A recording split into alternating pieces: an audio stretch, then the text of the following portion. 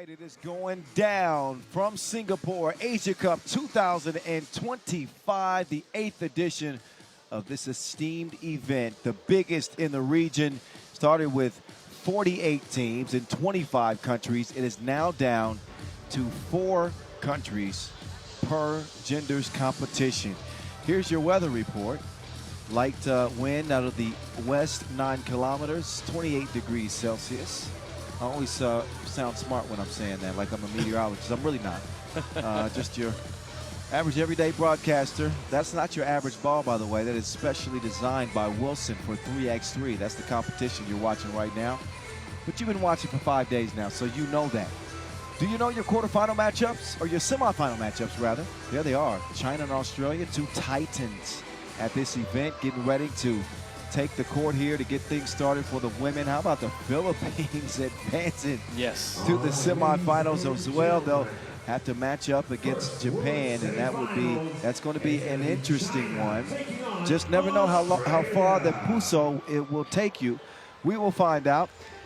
Here are your teams. Your number 1 seed, China, against your 2-time defending champ, Kangaroos.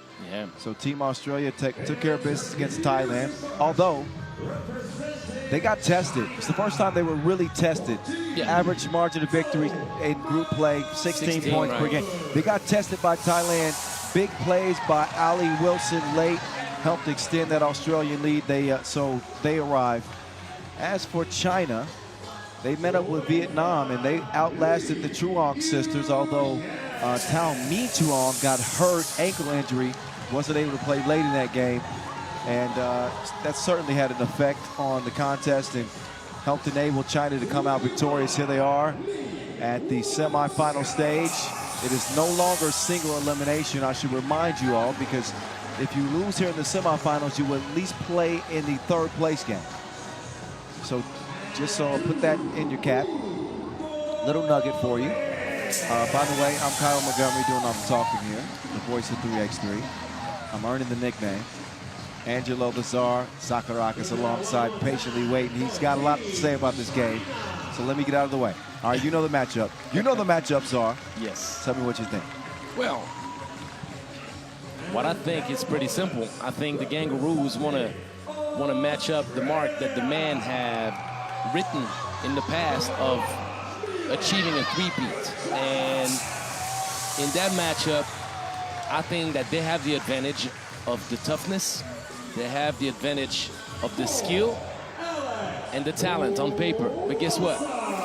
We could have said the same thing in their matchup against Thailand, and I believe this China team to be a mightier opponent than Team Thailand. So I would expect Australia to be much more focused and ready to go, as they're going to have to battle physically, as China is a tall roster. They have length, and they have Zhao in the paint. And we've talked about Zhao all tournament long. She is a force in the paint.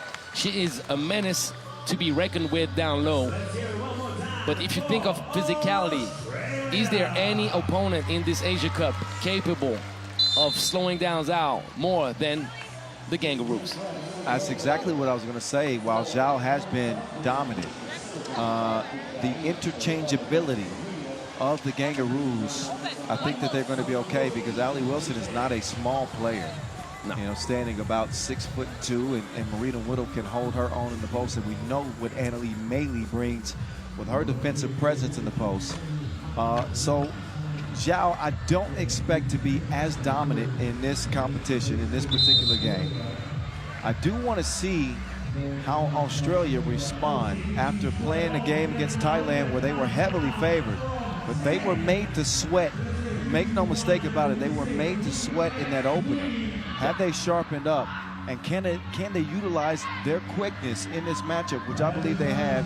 They're the most versatile team. They got the tournament's leading scorer in Ali Wilson, scoring at a clip of 8 points per game. By the way, Mingyun Zhao for China is 2nd on the scoring charts, 7.7 points a game. Yeah. So what we have here is a clash of the Titans. 2 former Asia Cup champions going at it in the semifinals. China will draw first blood. Nice cut on the find on the inside. Former MVP Marina Whittle. She's actually a big deal. I'll tell you what China doesn't have. Fear in their heart. They're trying to come at the Aussies with everything they got early to let them know it's not going to be a cakewalk. That is right. As Hu hit that last two for China, she will look to get it to Zhao now. That was a careless pass, stolen away easily by the Kangaroos. They've got depth on their rap sheet as that one goes out of bounds. But no shortage of stars in this one. And when you look at the history of the Asia Cup in terms of the champions, one time we've seen China reach that mark. That was 2022. Ever since then, it has been the Kangaroos. But this is a matchup of teams that continually field the top squads in this competition and have represented at the Olympic stage in 3x3 as well. So yes, a couple of Olympians on the floor for the Kangaroos. A few of them in Whittle. Yeah, 3 out of 4. Mei and Wilson. Goodchild's new to this, and she gets sent back. And Mei Li doing work underneath. And she is from down under after all. That's the trouble. Oh, yes. Yeah. Yes, indeed. Yes, indeed. You know, Kyle, if China wants to maintain a good rhythm, they need to work away from the ball and provide more options like the first bucket that we've seen in the game. The back picks, the flashes, just like that. Well, I don't know if I can listen to you when it comes to rhythm. You haven't caught a beat yet. And DJ Last has played music throughout this tournament. Anyway, but when it comes to shooting, I've never lost a beat. Alley Cat is a predator on attack. The reigning MVP. By the way, back-to-back gold medals for the Kangaroos. She was a standout performer in 2024, and she's doing the same again just a year later. Mei Li nowhere to go but up, and the shot drops through. Nothing but you know what in a 4-4 tie. Semifinal action here from OCBC Square in Singapore. Mei with a bad pass. You have to go where there is more space for Zhao to catch the ball and operate. Not throw it directly to the out of bounds. I think that China have to be careful not to be one-dimensional. But Allie Wilson is in her bag like groceries. 5-4 start. Wilson leading the way. Whittle with the rebound. Gives it over to Goodchild. Goodchild with a good look. She will miss the 15-footer. It is cleared. Hu quickly to Zhao. Zhao attacking Goodchild. That is the matchup that they want to exploit. Yes. When they get it, they do that time. Dead even, 5 apiece. Whittle on an island. Deep 2-piece. Take that with you. Finger licking good. Rita Whittle has been balling as well. Angelo's dancing, by the way. I hear West Coast rap music. DJ Last. If you give me the Bay, you know you got me going. Bay Area. Hu took her to spin class, but didn't finish the lesson. 7-5 Kangaroos on the defensive end. Quick drive from Lee. Yuyan putting it up, strikes iron. Quick clear from the Kangaroos here. Goodchild underneath. Goodchild. Drop steps. Braid swinging. Her first appearance with the senior national team. Playing well. Fresh off a Champions Cup bronze medal. She and Annalie Mei Li. And the Kangaroos lead at 8-5. The Australian men still alive, as is the Chinese men as well. So both genders competitions represented. Trying to get a top 3 spot. That is a 2-piece from Zhao. I didn't know she could do that. Oh, we're gonna find out soon. She's a total package. Well, Zhao wanted it quick. She's chased off the 2-point arc. Lee lines one up. No rebound goes to Wilson. Willie hands it over to get it back. Now she's rocking the green britches, and she is a mean one. She's a mean one. She doesn't have termites in her smile, but tell you what, she's a bucket. She is that. You know, some players are superstitious, though. They don't like changing their shoes every game. She does it, though. But it's the same model, though. She has a lot of the same models because it's all about the Kobe's. So your feet are used to that shoe. If it's only the same model, then you can interchange as much as you want. Ali Wilson will miss that with nobody home to stop Zhao. And China will pull within 3. Jab step. Wilson stops and couldn't pop. This time around, you had the softness on the pass, and Zhao had the time to catch it. You always have to allow your teammate on the way to the cup to gather her balance. And if there's no help side, don't rush the pass. Most turnovers are silly when they don't give that little soft touch.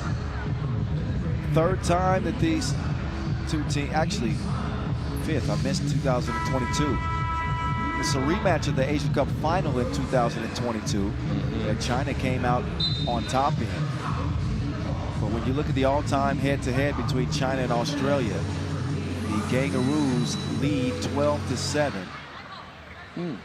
including en route to their 2023 gold medal semifinal. A rematch of that one, different faces here for China in particular. Lee driving strong left. She won't come away with the bucket there. 11-8 it stays. Marina Whittle trying to change some things. Whittle, turn around when I'm talking to you. Splash, soft touch from Marina. Lee with the up fake. Yuyan steps back, chunks the deuce. Get a ricochet off the 10. Whittle, up fake. Takes the 2 and misses, and Lee will hit the deck. But 2 Asian powers fight for a spot in the championship game here in Singapore. Kyle Montgomery and Angelo Sakarakis on the mic with you. Oh, Whittle missed it. She needs defense on her. She needs somebody to contest. She feels too easy when she's by herself. Lee letting another one go that lands in Marina's hands. Whittle to Ali. Wilson back to Whittle. Misses. Couple of misses. Rebound. Just a touch is what they need. Oh, look at the interior defense. Single-handedly stopping 2 Kangaroos. Xuyan Lee, incredible effort on the interior defense. Up top they go. Ball still green. 9 seconds to operate with. Good job. A lot of holding on the drop down. Well, pass was kind of forced inside. Yep.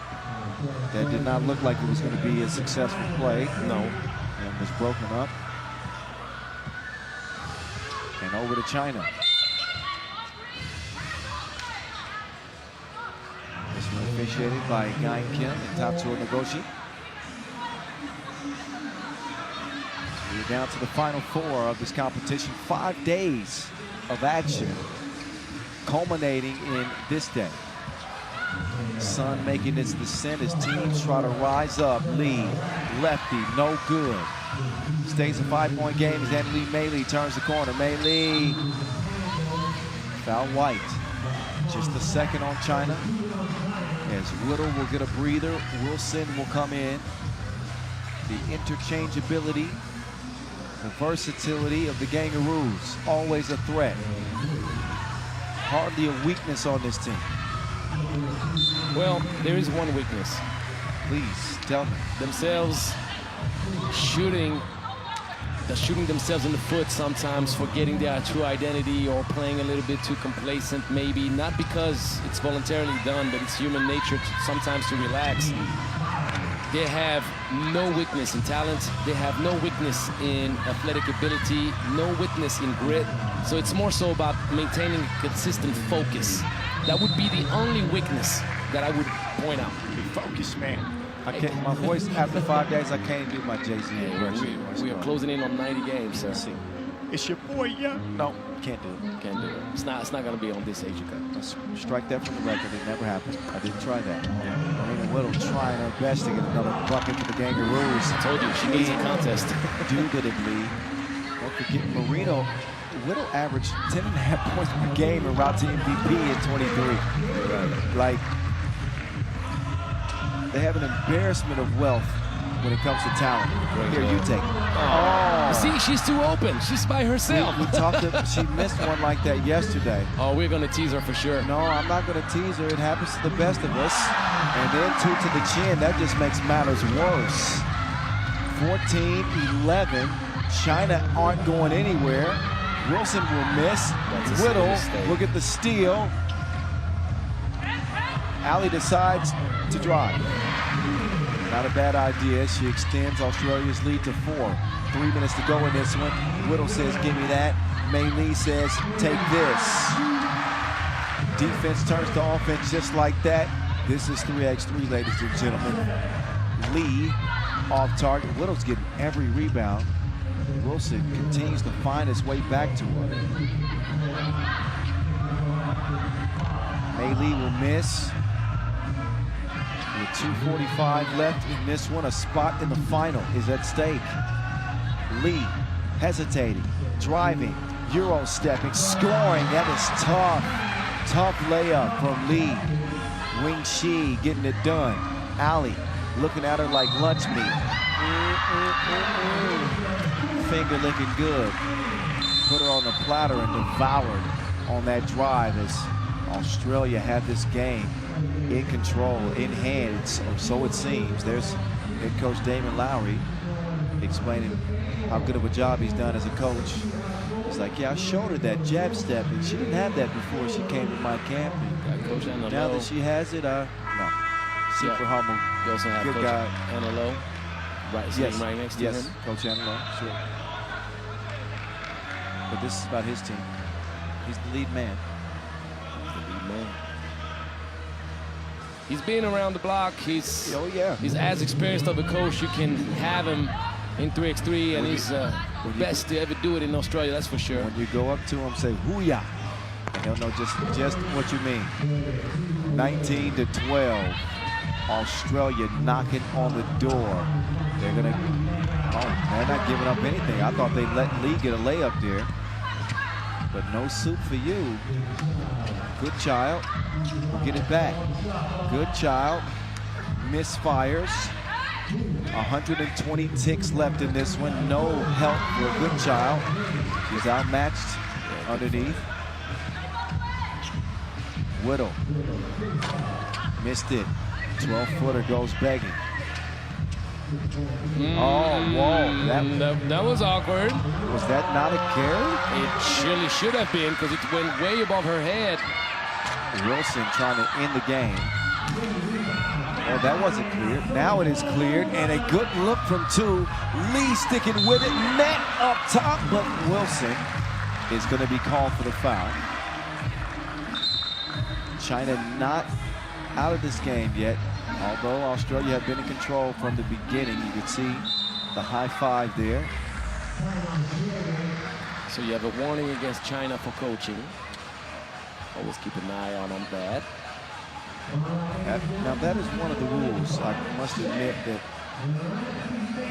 I'm a little bit unclear on. I mean, I understand, but how can you tell if a coach is coaching as opposed to cheering? Because coaching staffs are allowed to cheer, but you said it comes to eye contact. Yeah. How can you determine that? Well, it's if you catch the player watching the stands, if you catch the player interacting with whoever, because you sometimes get a warning for coaching when a player is interacting with someone in the stands. It doesn't even have to be the coaching staff. Okay, so what if they just look down at their shoes? No, that's different. Okay, so that's legal, but you can still hear the coaching if coaching is... Never mind. Yeah, I know what you mean, though. I'm thoroughly confused. Annalie Maley, give me that. Another board. Look at Allie Wilson. She is everywhere like Starbucks franchises. And this franchise called the Gangaroos are going back to another final. Going for a three-peat. They top China. China will play for 3rd place. Maybe the most deliberate performance from the Gangaroos in this competition. They went to work. 21, 15. Again, this is not single elimination at the semifinal stages. The loser will play for third place.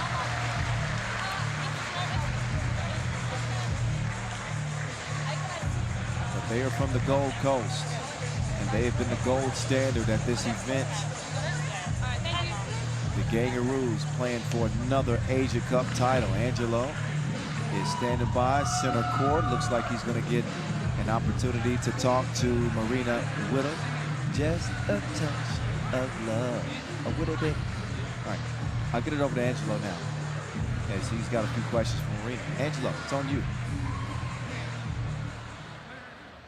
So, I'm not going to talk about the missed layup. Anyhow, you said right before we went on the interview, that was a good one. Tell us what you liked most about this game.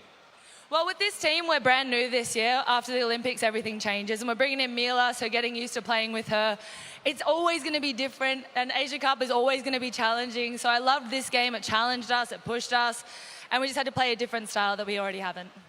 So, projecting what matchup you could have in the final, it's going to be against a much shorter roster. Either team coming out of that semifinal. What would be the game plan that you have in your mind that is the most important to be successful? Yeah, to be successful, I think in 3x3 you have to find the mismatch, and you got to find what's working for you. So we know we're tall, strong, and skilled, and we're great defensively. So just really like honing in on that, finding our strength on the court, and we can shoot. Willie's been shooting lights out all tournament, so keep doing what's working, you know. If it's not broken, don't fix it. Don't fix the wheel. Thank you. Yeah, ain't nothing broke with Australia right now. They are hitting on all cylinders. They are an absolute machine as they again top China, led by Ali Wilson and Marina Whittle, who are unstoppable in this one. If you don't believe me, that is the reason we have cameras and moving pictures. The proof is right in front of you. Enjoy the highlights as we get set up for our next semifinal, as the ladies continue to remain under the spotlight. We got Japan, we got Philippines on the way. Why would you go anywhere?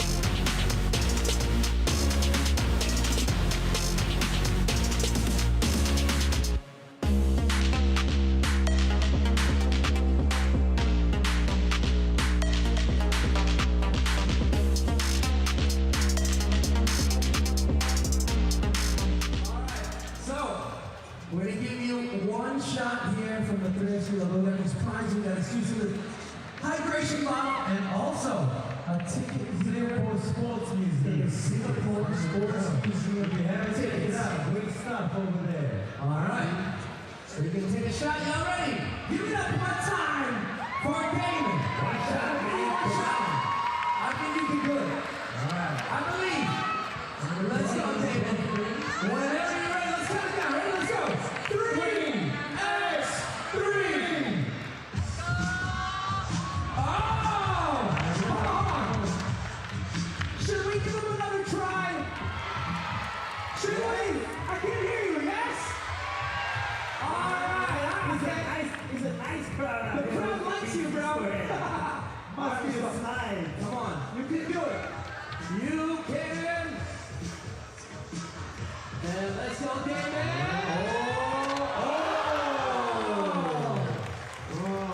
One more! Yes! All right, last one. I'll bring you a little closer, right here. Right up, wait. Right up. All right, Damon. Here you go, baby. Here you go. Everybody. Let's go! And Damon! Oh! It's okay. All right, you know what? Effort.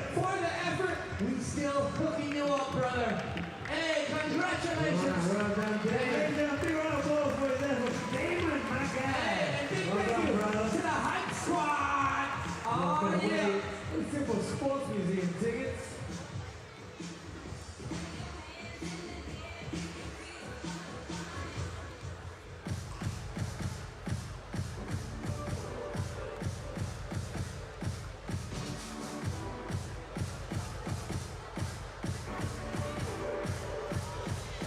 Coming up next, our women's semifinal game 2, and we got Team Philippines versus Team Japan. All righty, we have another ladies semifinal, of course. Team Philippines, one of the biggest stories of the entire tournament, seeing that heart-wrenching injury for Camille Claren yesterday, and then her showing up to this game here, the previous game rather, and watching her team victorious in the quarterfinal with 3 players, no substitute. The emotion was palpable in this arena. Yeah. And I know the Philippines are going crazy. This is going to be a tough matchup again, but I think at this point, it's really hard to count Philippines out. It doesn't matter who they're playing. They got something going. It's an aura. It's something special. They got that Puso. They got Jazzy Josen leading the way, shooting from long range. She's a sniper. They got the flavor and the pizzazz of Pingo. And they got the toughness of Cacho. And that has proven to be enough to get them to this stage in the competition. Philippines holding the number 21 jersey, which represents Camille Claren, who is not able to play with her team, but she is here and she is able to support her team. And that means a lot too. Most definitely. Will they have enough gas in the tank? That's the question. But it's an inspired team, I'll tell you that, Kyle. They play with a lot of heart, that we already knew. But inspiration is something that takes you a long way at times. Well, you know, sometimes the outcome of games don't come down to the more skilled team, the more talented team. It's a game of effort. In a 10-minute sprint, you got to have some skill too now, and Philippines had that. But it's the loose balls, it's the gritty plays, it's the big moments where you have to make a shot in crunch time, make a play in crunch time. Philippines have done that. Now Japan have been flawless. I mean, we got to be honest about Japan. They have been absolutely flawless, sharp, intent in their possessions, great ball movement, quickness is incredible. We're watching the star in Fatumanana Nishi, but we saw in the quarterfinal really the balance as well. Like, you know, when you've got 3 options that can give you anything between, say, 5 and 10 points a game, any one of them. Yeah. You know, that's a luxury that most teams don't have, as we get a look at the youngster. I'll tell you what, Kyle. There's one way you could describe this Japanese squad. And what way would that be? You could describe it as mystical. You know why? Danger! The danger comes from everywhere. Is that what you were looking for with yes, that? Sir. I hit it right on cue, didn't I? Man, you're just, we're connected right now. Danger, watch yourself. They better watch themselves. For sure. Because I think we can both agree that Philippines, the Gilas, there's Camille Claren, by the way. That's right, Gilas. Filipinas, yes, we're wishing her the very best in her recovery. And that knee injury she suffered yesterday that just took the breath out of this place. She's here, and she's in good spirits right now. We're all going to witness the outcome of this one. 10 minutes on the game clock. Here we go. No hesitation. Takahashi will misfire off the iron. Nishi with the defense on the perimeter. Cacho. Get out of the way, yo. Cacho slip, and Gilas draw first blood.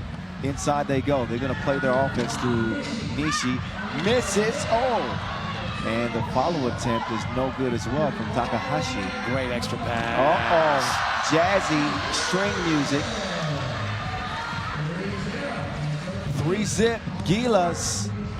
Surumi, who had a great quarterfinal performance. Best game of the tournament for her. She'll get Japan on the board. Pingo, she got that sauce. Her ability to slow down is incredible, Kyle. Anytime she gets in the paint, Surumi just killing. Oh, how about that one? She took her on the merry-go-round. I think I heard her say, woo. So Japan unfazed. Oh, this team doesn't get rattled, Kai. One thing, though, and I'm going to point to Jasmine Johnson in this game. If there's ever a game they need her to just absolutely catch fire, yeah, this is it. And if she does, I think Philippines can win this game. Of course. Of course. I think obviously Japan have the advantage. They have a substitute. They're so well-rounded. But sometimes one player can be the game breaker. And so far, so good for Jazzy Joseph.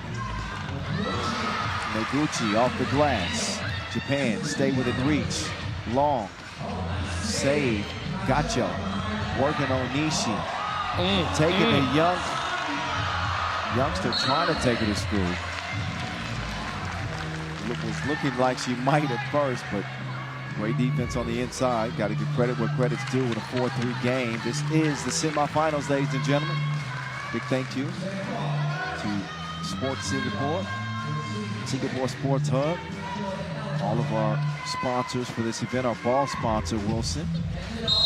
Moving screen. And moving screen, not to forget our official suppliers, Indio, Skelda Sports, Bodang. Teamwork makes the dream work, you know that, right? Always. I got a good teammate. Angelo the Czar Zagarakis alongside on the voice at 3x3, Kyle Montgomery. We're going to call it all the way into the final horn sounds.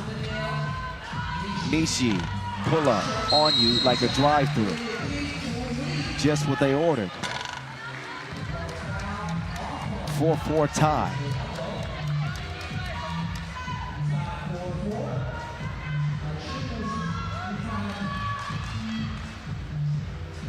Over to Japan.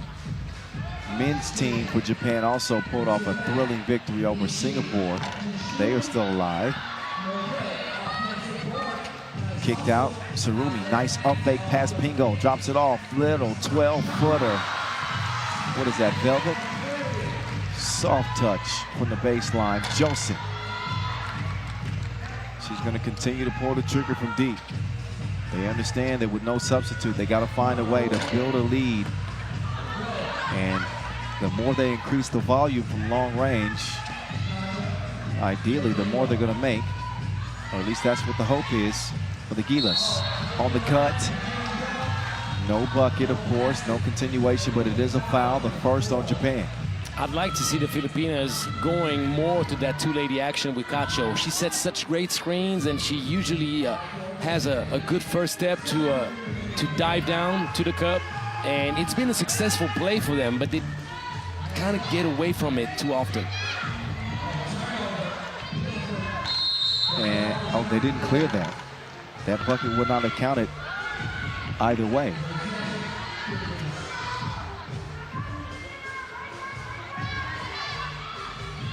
Apparently, I'm going to be put on the emoji cam.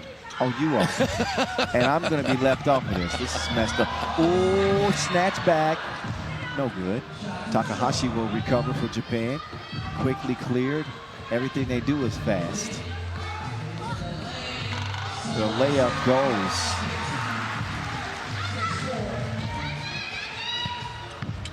Oh, Cacho. I think lucky to get away with that one. Yeah. I'm going to be honest, that looked like an offensive foul from my point of view. But well, it counts all the same. Sometimes yeah. Hold on to that whistle. We are in the semifinals here. It is expected to be more physical. And if you look, wait a minute, what's going on here? We're on camera. Angelo didn't tell me what we're supposed to do here. Oh, this one. The dicking emoji. All right, dicking emoji. He caught me off guard with this one because I didn't know how to behave. I didn't know if we were taking a picture. You got to pay attention, son. You should have briefed me. Well, I want to see the natural reaction you get, the organic reaction. Got me on there looking silly.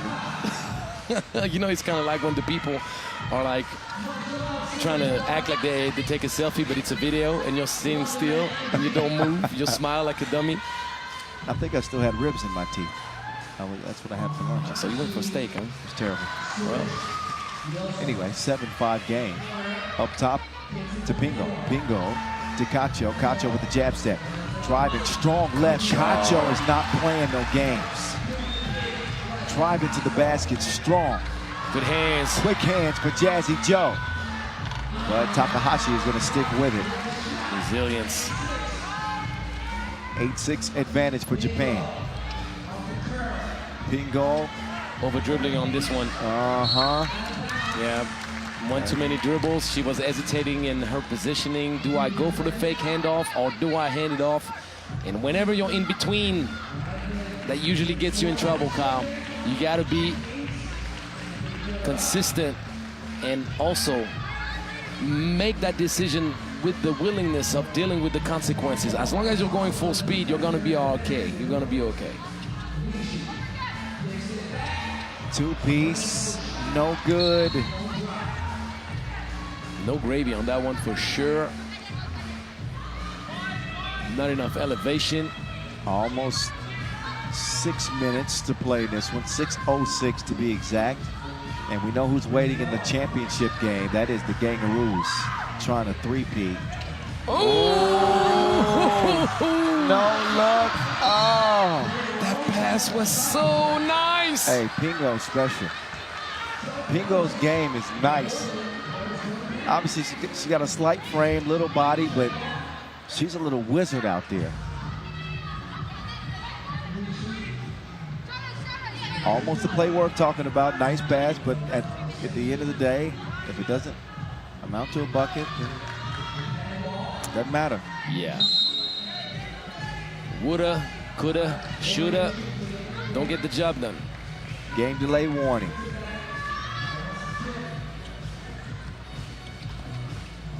Takahashi. 8-2-0 straight water from D.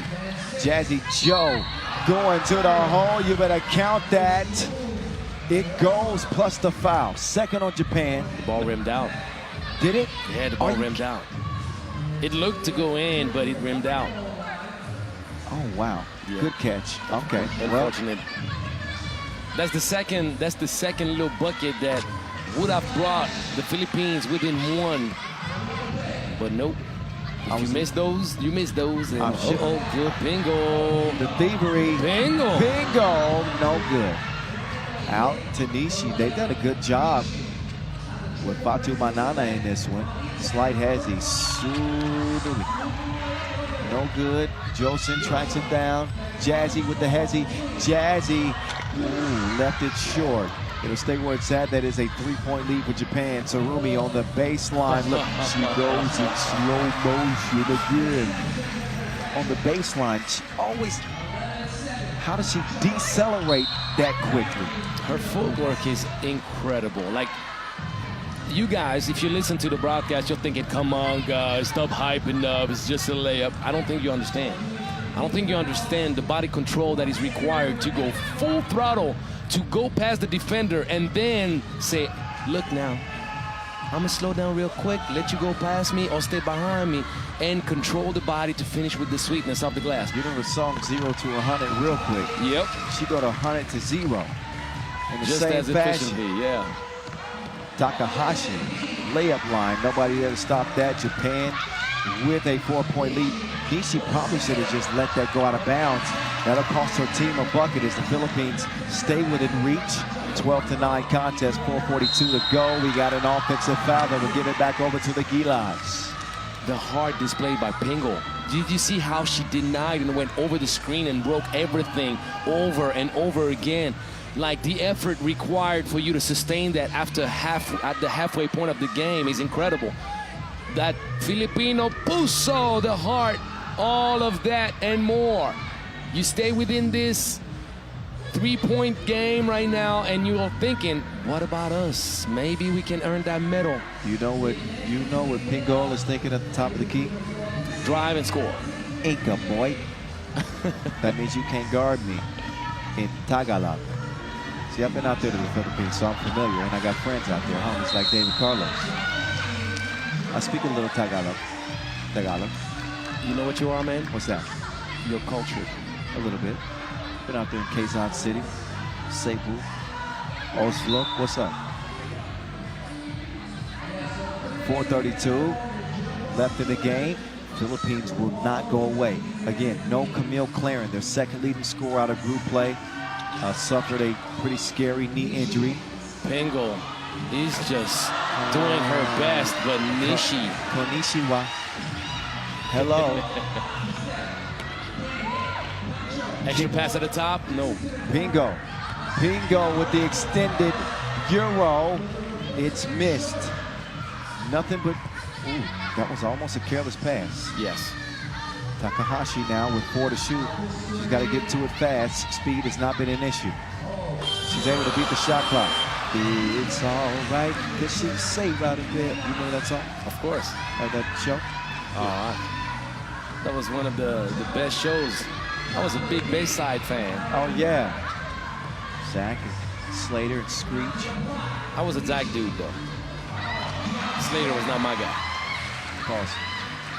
16-9. 7-point game. Don't hate on Zach. You know, Kelly was my favorite character. Aunt Kelly and Lisa. Yeah, and who had Kelly? There you go. Now you get me. Enough of your TV show trivia.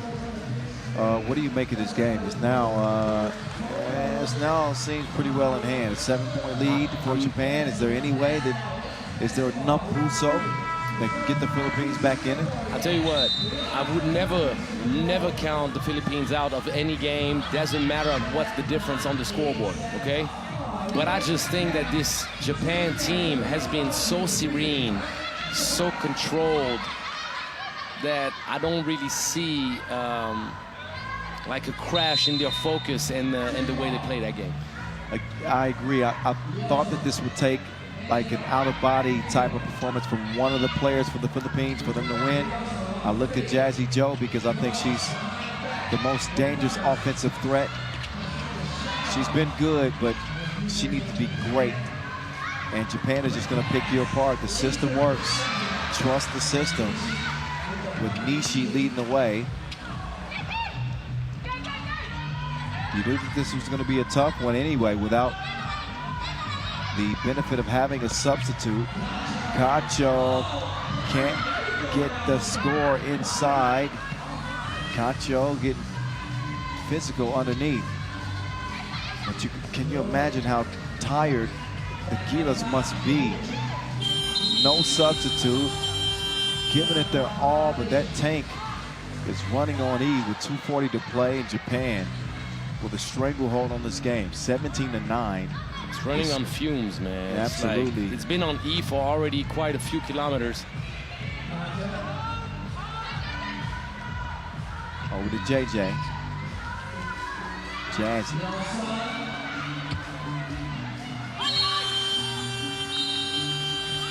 Shot clock violation. And this one, despite a valiant effort from the Philippines, that's exactly what it was, a valiant effort. It is going to be a Japan win as soon as the horn sounds. Whether they do it before the limit or it goes the distance.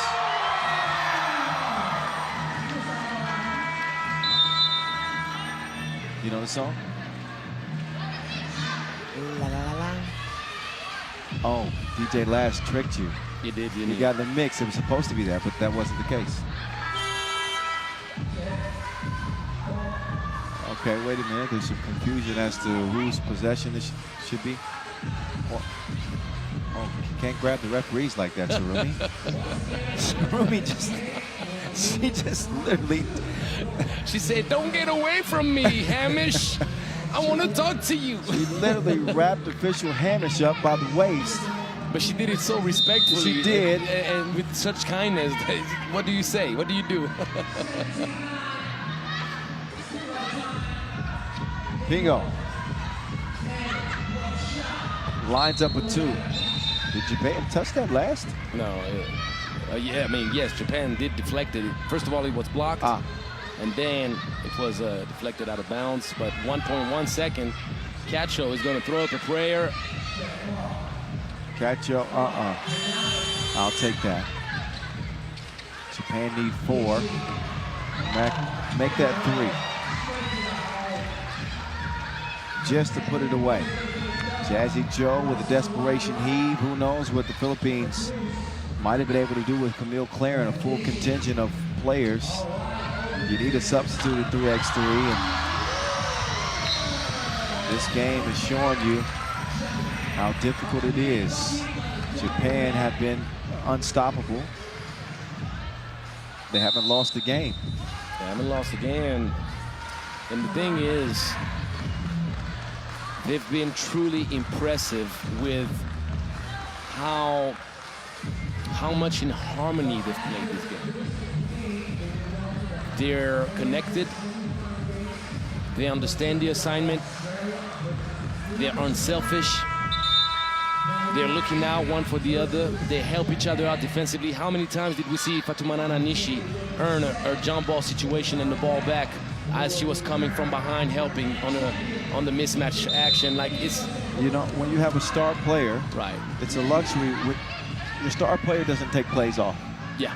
They play like a bench player in terms of their effort. I mean, they lay it on the line. They're jumping on the floor for loose balls. That is Nishi. And she also can give you buckets to the tune of 8 points per game. Love the mentality. Love the performance. Man, that was so deep. It was poetic. What a shot to end it. Takahashi from the Inleo logo. 22-9. Runaway victory in this semifinal. It'll be Japan and Australia. Philippines will have an opportunity to play for a 3rd place here as they will lace them up against China. But unable to emerge in this one, we'll see them again. Pingo giving love to Takahashi on a well-played game. Japan is getting to it. They've got medal on their mind. Can they go through the 2-time defending champs is the question. So the women's final and 3rd place game is set. That means it's the men's turn. So the ladies have said, hey. Now the fellas, it's time to say, oh. All right, you got it. Enjoy the highlights. We'll get to our men's semifinals coming up next. Big clash with Australia and New Zealand. Rivalry. Oh man, can't wait. Stick around. More 10-minute sprinting to come.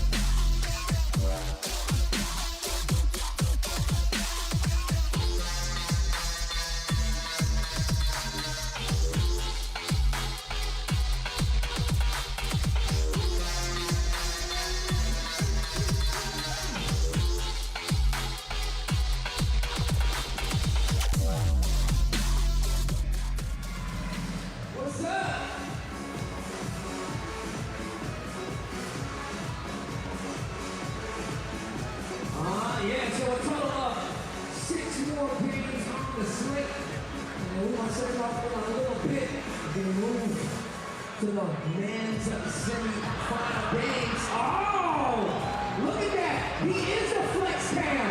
Oh, look at that charisma, bro. I love it. Ooh.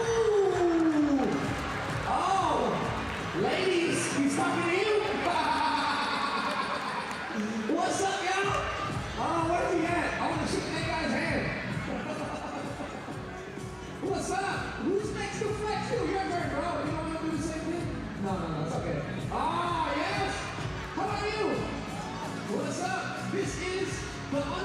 So there is another look at the ladies. Well, here's the men's bracket, actually. You know the ladies' bracket. It's already set. Kangaroos, Japan, going for the title. Philippines, China will play for third place. Now, still some orders of unfinished business in the men's competition. And I don't think it gets any better than this. I mean, I know it doesn't. In terms of rivalries in Asia, Australia, New Zealand. Oh, man. Gold Coast, Polynesia, Oceania. Rivals getting ready to clash.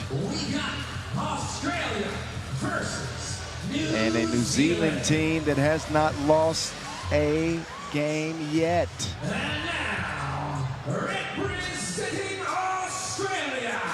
I love that matchup, Kyle, for multiple reasons. First of all, you know there's an extra spice to that. Uh-huh. You're playing against, like, how do you say, your half brother? It's like you got the family connection, but you still have a little difference in this. And the funny thing is, when you talk about rivalries, there is the utmost respect for each other, but you want to dismantle the opponent with the same breath.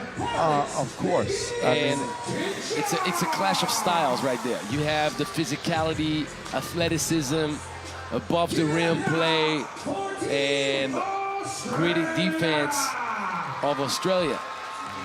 And on the other side, you got the quickness, no conscience, shooting the two with the willingness to let it fly with no conscience and play with just as much grit and combative spirit.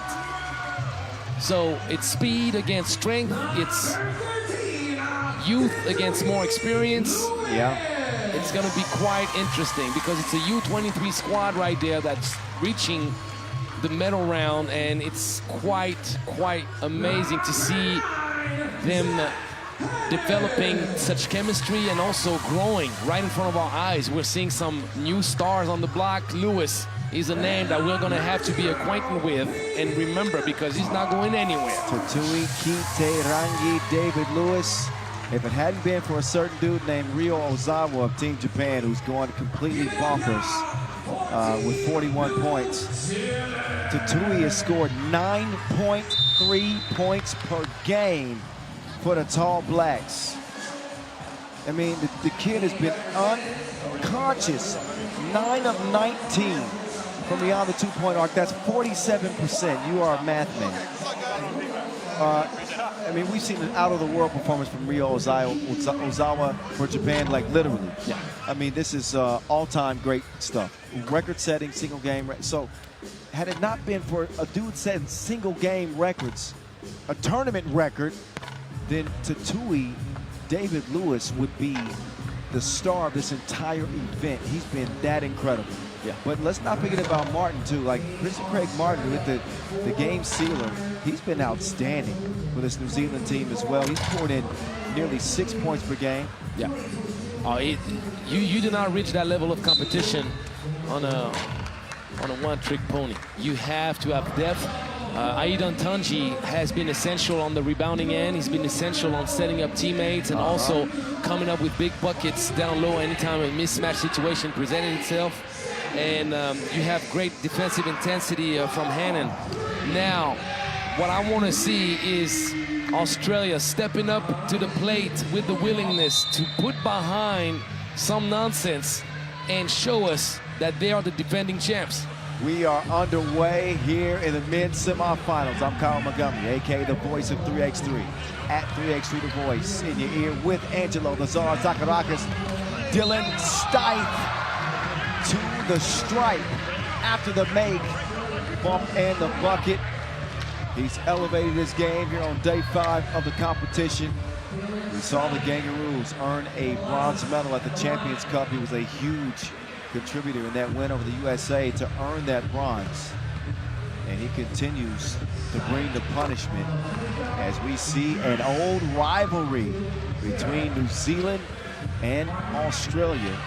The Kangaroos taking aim at what would be a 5th title for them. They haven't been able to even step foot inside the 2-point lane. Are you kidding me? Aussie, Aussie, Aussie. It's still, okay, you picking sides now. I'm not, I'm just saying. Look at the impression. And the thing is this, you can't tell me I'm taking sides because you know how fond I am of the youth and the outside shooting of New Zealand. So I would not dare to pick sides because my heart is torn in half right there. 2 great teams and 2 great stories. But it's quite interesting. You know me, I want to see the best players and the best teams giving their best effort and proposing us the best game. There we go, loose ball. CCM gets it up top to the most dangerous man on the floor. He is playing with his food. He kicks it out, and Tunji, 2-piece, the big fella finding his touch. And then Tunji starts knocking down 2s. This is trouble for Australia because this is the only guy you're supposed to be able to say, look, we'll gamble on that one. Again, you're right. Great point. But it also accentuates the point of the versatility necessary in 3x3. Look at Parker getting to it off the chain. He continues his solid play from the quarterfinals. He made his knee buckle. He had him on one leg like a kickstand. He has swag. Hey, he's tough, bro. I'm not gonna lie to you. Hey, if you have good with the men, with the women, you got swagoo out here with the men. Let me tell you that. Australia and New Zealand, they got a bone to pick like Seabass. Expect these two to go at it like Kendrick and Drake in this semifinal. Antonio down. Dylan Stipe. Angela wants to call him the Stifle Tower. It's creative. Sounds good. It's in the top 3. It's appropriate. He's got a lot of names. The thing is, it's Stifle. John Charles Dylan Stiff. You had the stifle for Rudy Gobert, but he's stifle.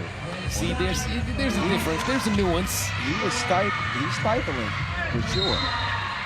But a silly foul was what he picks up there on the reach-in. And you can always say that his game is tight whenever he's finishing at the cup tight. You know, I'm just saying. I'll leave that up to you. We'll see now. It's all about him to earn those stripes. Tall Blacks and the Kangaroos. Hanning runs into trouble. He had a great quarterfinal. Oh, he faked him like a Gucci bag. It only had 1 C though. 5-3. You only got 1 C. I don't know if you want to ever walk around with that bag with. And Birkin is spelled with a P. He got gypped. 5-3 contest as we get back to it. Aidan Tunji, he's so great with those fakes. Stipe, we haven't seen him do that much. We have seen him obliterate people in front of him. Shoulders like boulders. He's a one-man wrecking crew. And we got a 5-4 game.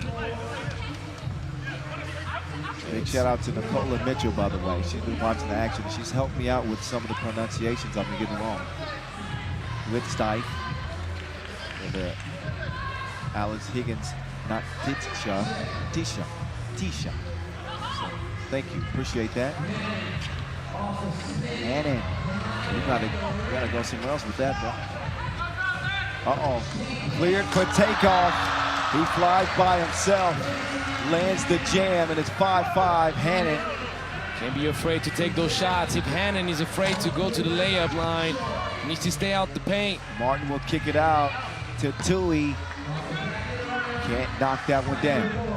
Hannon needs to play with the willingness to eventually get blocked. See what had happened was Higgins Tisha misses the dunk rather, and that is I hadn't seen that yet. One of the star performers at the Champions Cup in Bangkok, Thailand about a week ago. He's really elevated his play here day 2 as Antonio starts to defend. He's got that assignment of Tatui. That's going to be a foul. You can't be hugging it out like brothers out there. So we got our first media timeout.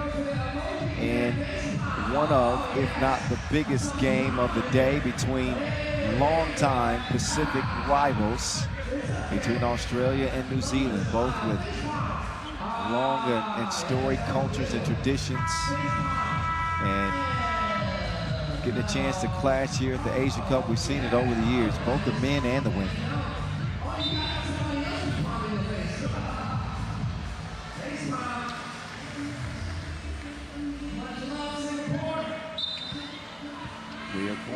It's going down from Singapore, the Lion City. The Tall Blacks getting it to the hot hand. The man is on fuego. He's hotter than fish grease. It ain't stopped since the opening game. They're willing to fight. They're willing to get down and dirty. There's nothing easy. Getting open is a task, Kyle. Moving around is a task. Two nations separated by 2,500 miles. Now separated by just 2 points in this semifinal clash. Jonathan Steiff, man, is stronger than locker room aroma. 7-6. Oh, yes, that was gift wrapped, set up by Lewis, and Aiden is able to put it in. Steiff going back down low, and he can't get it to go that time. Tell you what, Tunji is a tough cookie, man, because you're taking a whole lot of physical pain. He didn't clear, didn't clear. Oh, he did clear, and he apparently hit Steiff in the neck or something, because Steiff turned away immediately. It's so physical in between the two. You don't want to be the cheese slice in between those two breads, and let me tell you that. Oh man, here we go. Back at it, approaching the midway mark. Higgins, Tisha off the iron. Now charged for staying in front of Martin, and no choice but to foul there, and that was on the way up. Martin has just continued to get better and better and better. New Zealand have been rolling. Top scores for the Australian, or top scorer, is Jonah Antonio, actually, with 5.3 per. AHT right behind him at 5 points per game. And if you're new to 3x3, that's significant because this sport goes to 21 points. Yeah.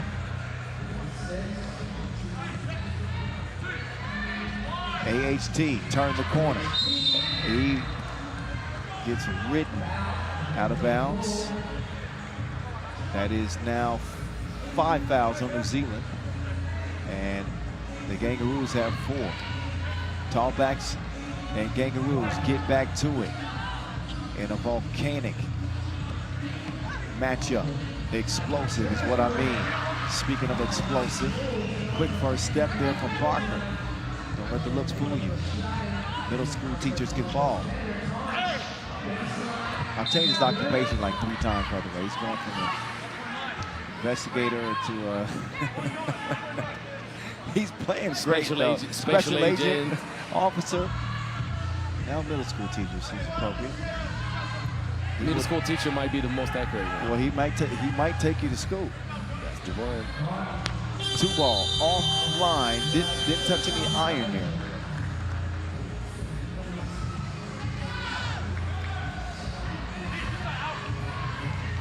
Evenly matched teams and an evenly matched game as well. New Zealand has done a good job slowing this man down, and the one time he gets free, danger was looming. Hit it! All net, all wet.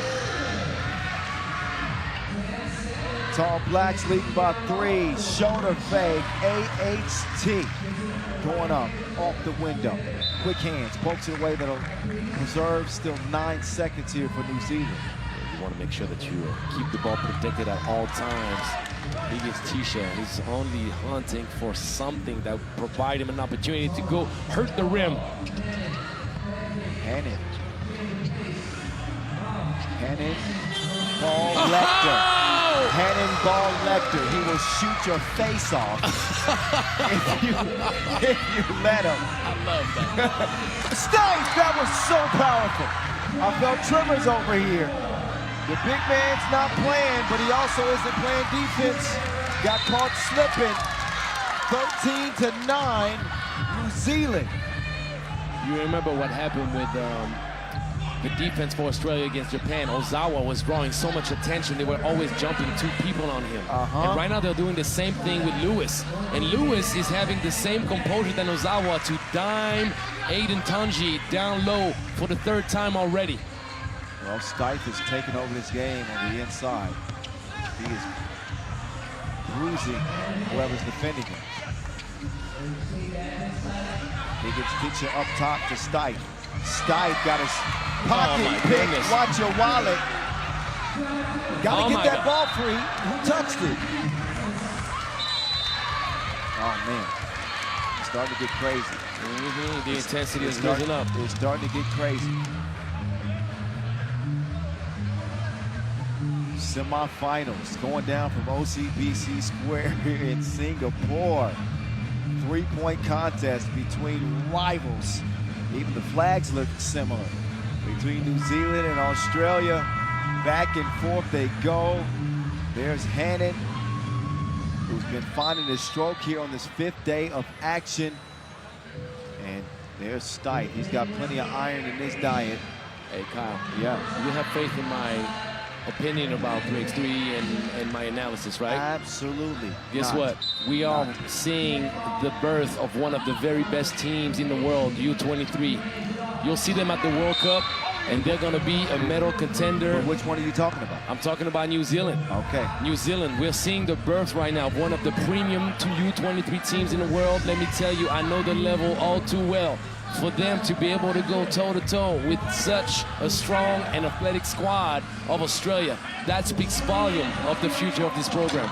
Antonio with the fake. Again, when he gets hot, you better look out, take cover. Right now, with 3:35 to go, it is New Zealand in front. Aiden Tunji, he's so good with his feel for the game, the timing of faking out the handoffs and attacking on his left hand. Plus, he's a lefty indeed, which means that it's unnatural to cover those angles for most defenders, Kyle.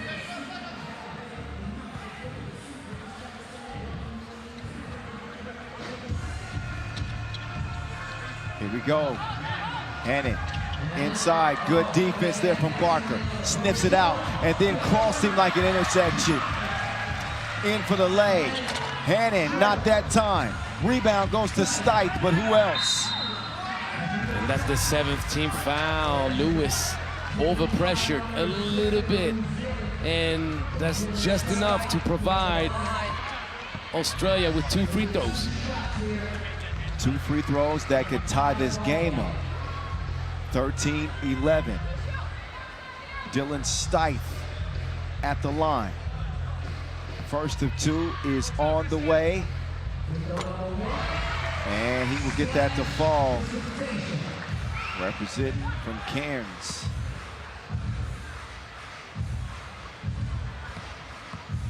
The Cairns Taipans, big, will come up big at the stripe. Dead even. It's tied up like a job fair. There you go, kid. There you go. Don't be afraid to get blocked down low. Just go up. Hannah's played great. Stipe trying to take it to Tunji. Yep.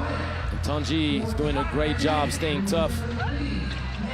Hannon shoots, misfires. Stipe has it cleared. Stipe wants to let a 2 go, and not a bad deal at all. Nothing but cloth from the corner. Kangaroos busting back. Huge bucket.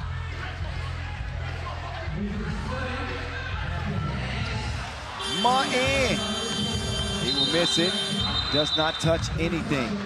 2:28 left in this confrontation of Asia powers, Australia and New Zealand. We got the best game of the tournament right now, Kyle. Well, it's coming down to the wire. This game is tighter than 80s jeans as we are separated by 2 points, 16-4. You remember the 80s. Back out to Lewis. Oh, Lewis. stop it. He does this. The 2 is good, dead even. AHT continuing to stick with it. Hannon now to the crib. Look at the pace of this game. Antonio can't knock it down. Whoa, Stipe called for the foul. It is the sixth. It's the sixth. So not one that will put him on the line, but they don't have the luxury of fouling again without free throws being the result.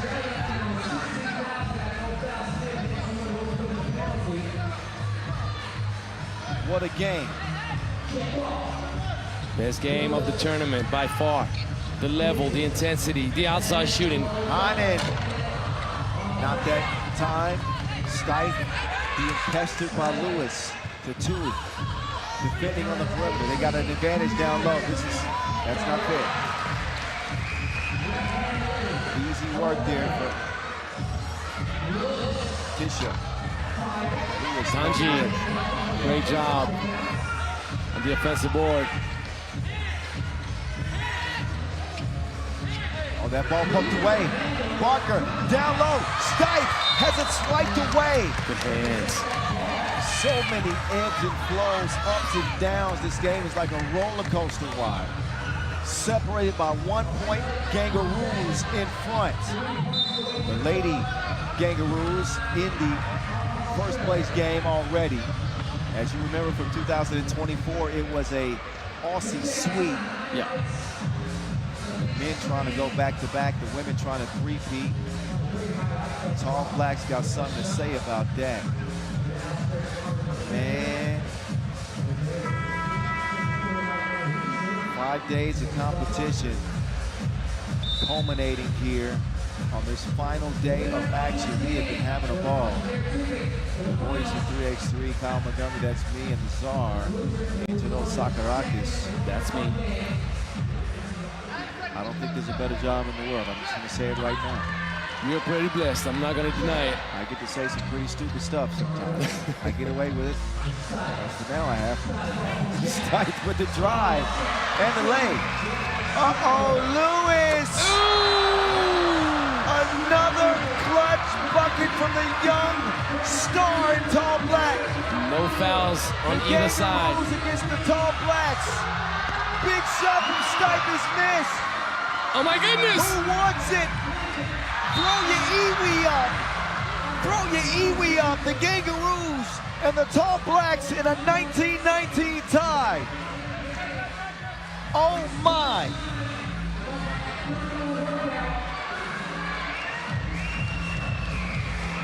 Hannon's youth showing right there. A little bit of precipitation, a little bit of a rush. Just dribble the ball out. But I understand the thought process. You want to stay within what you know, meaning giving the ball down low to Aidan Tanji is usually a good idea because he can come off, hand it off, fake the handoff, something like that. Ooh. What a game for Dylan Stipe, man. Yeah, and the huge bucket, the corner two right there, the corner two, Kyle, was a game changer for Australia for sure. Look at the leading scores. Dylan Stipe with 11. Tatui, David Lewis with 8. Defending the two-point arc is the priority. 2 hands for safety. Quick clear. They'll get it to Tatui. He turns it over. All Australia need is 1. Game time! Australia win it. 21-19 in a thriller over the Tall Blacks. They will indeed defend their crown from 2024. What a game for the Kangaroos. New Zealand will play for 3rd place this year. Dylan Stipe is the truth, and I never lie. He can put the weight of the world on those shoulders. That's a figurative reference, but I might mean that literally. My God, way to play. What a game between the two. The Kangaroos throw their sets up in a 2-point victory that will put them in the championship game. Let's get it to center court where Angelo is standing by with Dylan Stipe. A double-digit performance. Let's hear what he's got to say. Oh my goodness, best game of the tournament by far. Tell us how you feel, man, about this battle, because it was brotherly love all around, but hard fought. Well, first off, it feels good. I'm happy we could do what we needed to do for Australia. I know it's a battle between New Zealand and Australia, and all credit to that team because, you know, we had a practice match against them. We know about those boys as well, so, you know, we knew it was going to be tough, and it was tough. Are you guys willing to have a Japan rematch in the final? Do you have preference? Because do you have some stuff on your chest to say? Yeah, I mean, to be honest, you know, we dropped one against Japan, and, you know, we reevaluated. We were going to have a film session in the morning. We decided to have it late at night around 10:30. And, you know, we wanted to be able to sleep on the adjustments we needed to make. And, man, we woke up today feeling good, feeling fresh. And the reality is, if we can get another chance at them, I want it. All right, let's see if Japan can pull it off then. Kangaroos come out victorious. A fist pump from Dylan Stipe. Enjoy the highlights. Our next men's semifinal is coming your way. You don't want to go away because you know who's coming up next? A man named Ryo Ozawa, who's been unstoppable for Japan. Will they make their way to the #1 game? We'll find out next. Stick around.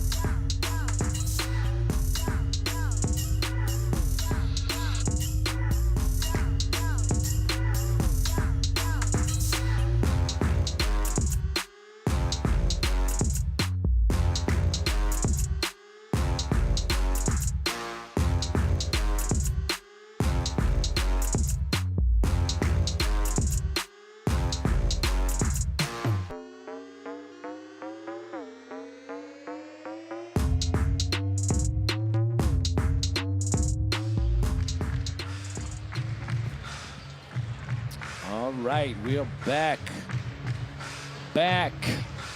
for the action. We have one finalist decided in the men's bracket and one third place match contestant already decided. But now it's time for the second semifinal. Who you got? Who do you like the most? Who do you prefer to compete for the championship? Do you want a rematch between Japan and Australia? Do you want China to go challenge the physical, athletic, and dominant Australia team? I don't know what I prefer, because these are two great opponents, two great candidates for first place finish. But when you see how Japan has been playing, you're thinking maybe it's a team of destiny. Who knows? Because China is a mighty opponent. China is no pushover.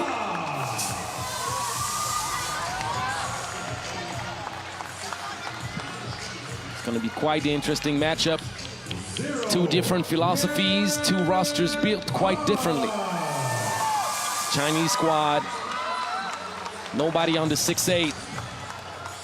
Tall, physical. And it's a team that has played composed,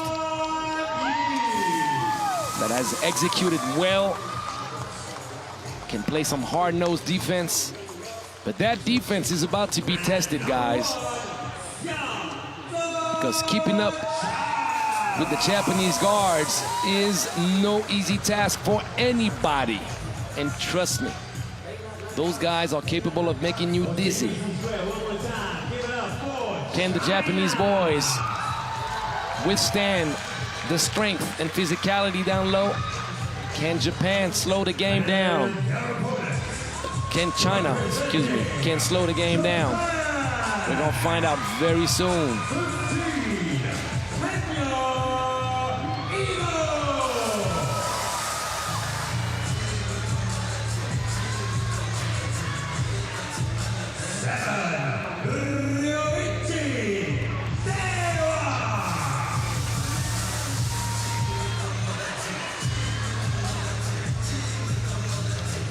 you think of Team Japan, one name keeps coming up.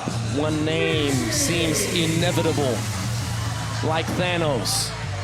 Ryo Ozawa, 41 points in 3 games, 13.7 points per game. Are you kidding me? One of the most impressive performances in the history of the Asia Cup. But obviously, you never want to come close, not have the cigar in the end. You don't want to have the best of performances and walk away a loser. So Japan and Ozawa will try to propel themselves into the championship game for a potential rematch against Australia. China has something to say about that, though.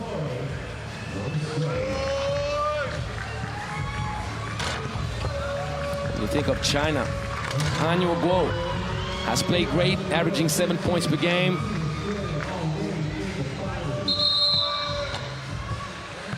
Penyan also adding his equal to the deal.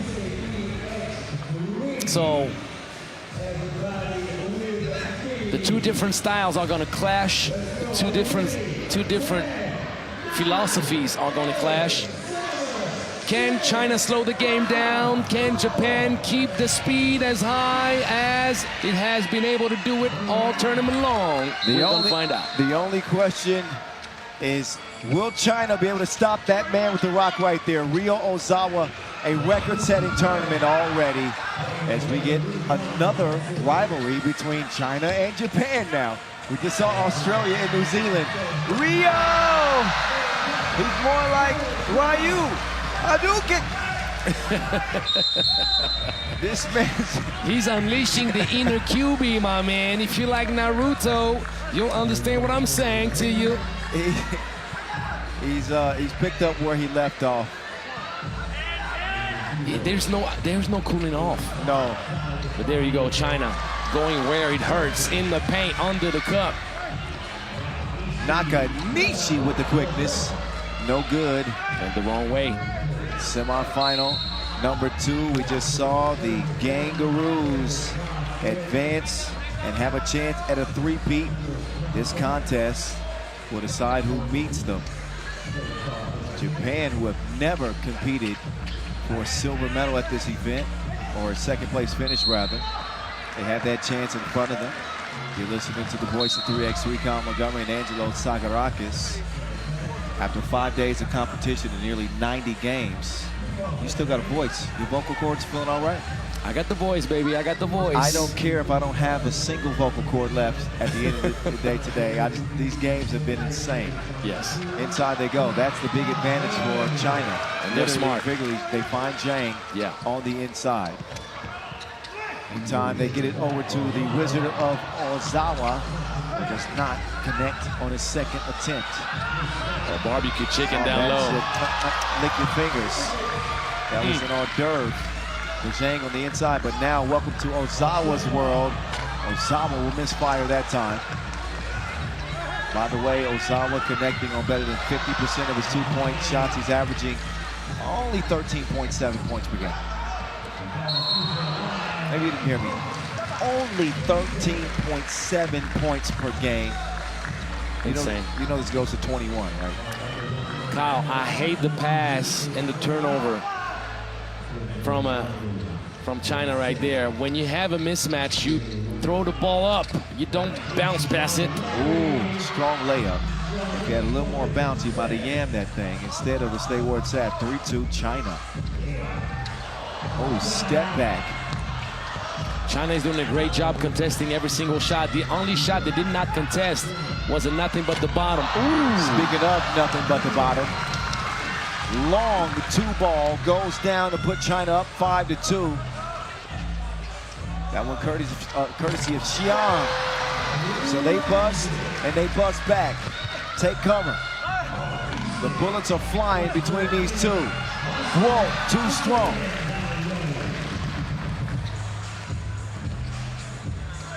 Dewa gonna use the screen. That's Dewa crazy. That's a foul. Yeah, Pingyang The Olympian representing for China here at the Asia Cup yet again picks up a silly foul.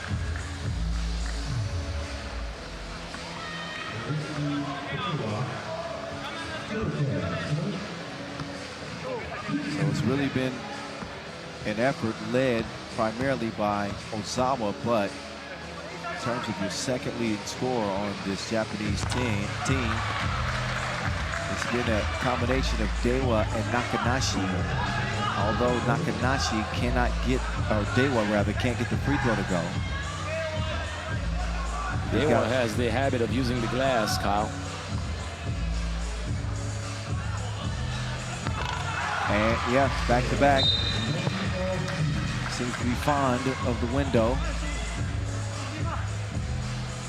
He's a two-point shooter, so he's trying to keep the same type of rhythm even when he's at the free throw line. Hanyu gives it up. Ball fake by Zhang. Swung through. Oh, crossover. Nice move. Swung over though. This time Ozawa sets a screen. Ooh, lost him with the spin-sation. But can't finish it.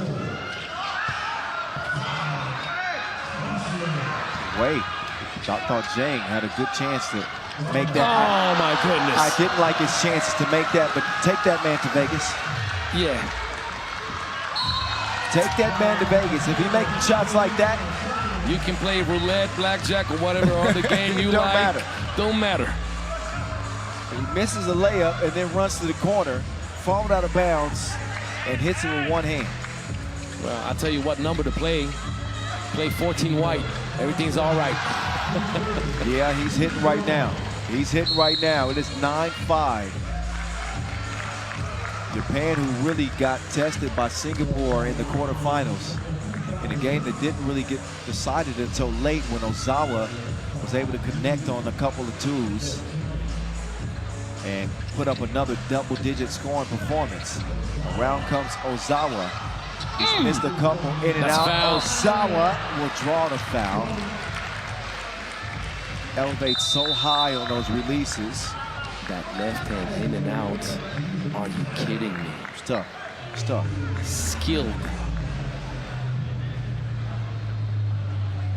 Got the defense off balance and continue to take advantage. This is how we started the game. Ryo Ozawa. But right now, we have everything we can expect from both sides, knowing that China is responsible for Japan struggling to find open looks and driving lanes. They're doing a great job defensively. You got to give them a whole lot of credit because it requires a whole lot of effort for those much bigger bodies to keep up with the speed of the Japanese guards. And so far, there's a reason why they're leading. They're following the game plan. They're making the effort defensively, and offensively, they're composed and patient to give the ball down low and utilize size advantage. Second free throw on the way. Ryo Ozawa, who scored 11 points in that quarterfinal win over Singapore, knocking down 4 twos. He's got Japan within 2. They got to find an answer for Zhang. They won't. He's having it any way he wants it. The only answer you can find is make twos to compensate for all the buckets he's going to get. Whoa, driving strong. Zhang gets it back. Can't get it up. And he was fouled on the inside. So they bringing out the big guns as well. A man amongst boys, Kyle. Clearly, he is massive in the paint, strong with that great touch. And is the reason why China lead this game here early, 10-7. Great scoring pace. Winner will meet Australia in the title game. Loser plays New Zealand for 3rd place. Rebounds his own miss. Now it's back down to the body shot. Great defensive stand that time. Nakanishi was holding on for dear life. I think that's because Zhang was out of gas, yeah. pretty much. He's out of ammo right now. He needs to refuel a little bit. 3-point contest. Oh, yes. Oh, nice move. Clever.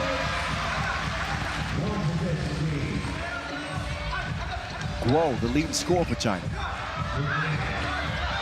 Gets it down to 9. Oh, that touched the line. He probably should have let the ball go out of bounds. The ball had been deflected. And that's what Jan is trying to tell him. Obviously, the ball is deflected. Don't touch it. I don't speak Chinese, but I think that's what he said. But you do know some Mandarin. Little notion. Underneath, Zhang gets it back. Zhang, persistence will pay off. Odd that he has been the 3rd highest scorer for China, and he has completely taken control of this game. Nobody home, leave a message at the beat as Ozawa streams in to get Japan within a possession. They are getting a heavy helping of Zhang. He finishes what he started. This is a good scouting job and a great look. Ozawa to finding the eagle. I think Japan is right where they want to be. In the hunt, in position. That wasn't cleared. Yep, that wasn't cleared.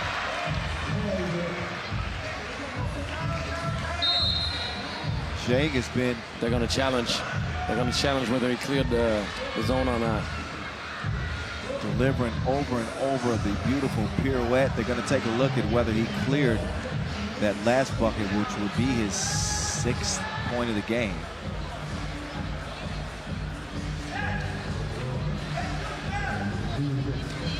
Japan, who were down.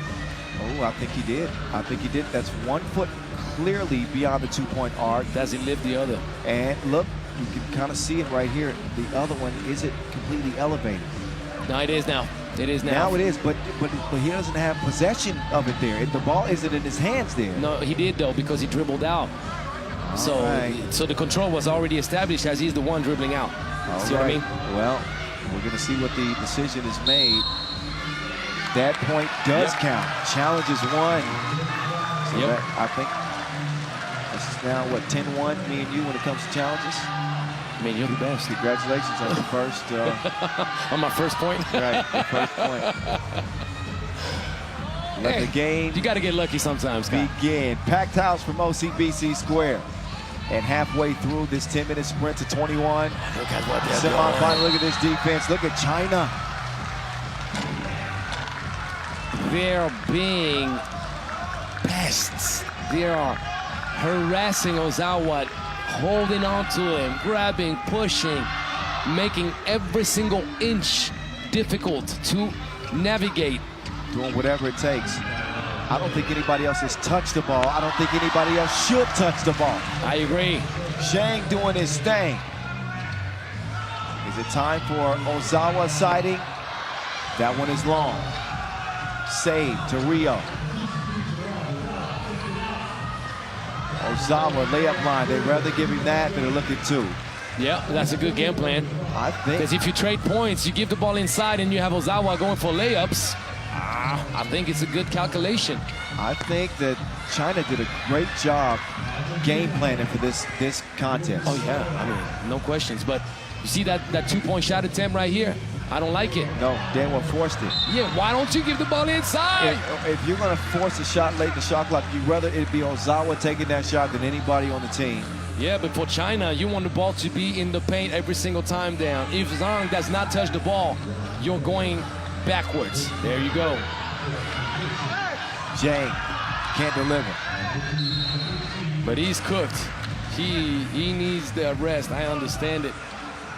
The thing is this, we have to also appreciate the effort from Zhang, because going every possession with the post-up action against lower bodies, going into your lower back and legs is tough, Kyle. It's tough. No, I think it's much tougher on the defense. No, it is tough, but it does cook you up also offensively, because if we come at you repetitively, the defense can change up. Sometimes it's not the same matchup. He scored on everybody down low. See what I mean? It's never the same guy guarding him, but at the end of the day, it takes a toll on you, because think about it.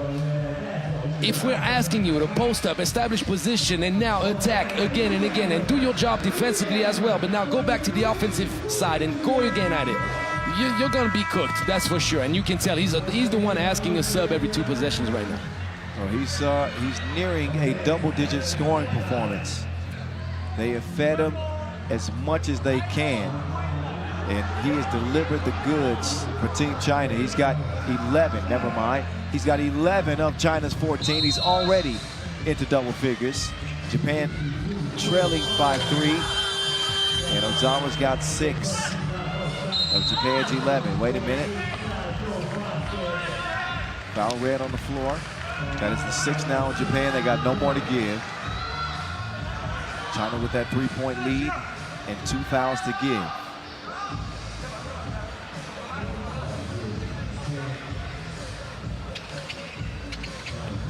Oh, no, this time it's a bad pass. Yeah. Well, now Japan are employing a different defensive strategy because Zhang has been so dominant.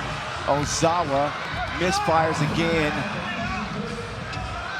And off to a much colder start than usual.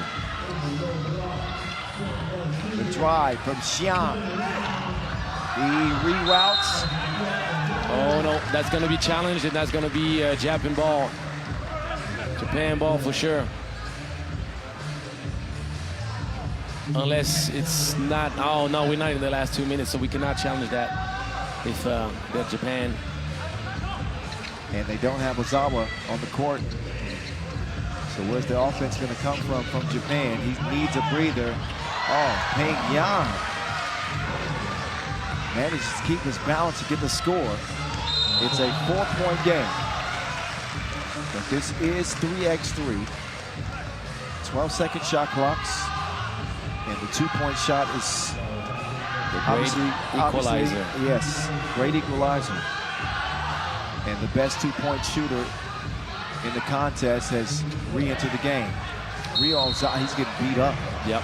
Just beat him up. They said, hey, they got 6 fouls to give, Kyle, and they're going to give every single one of them.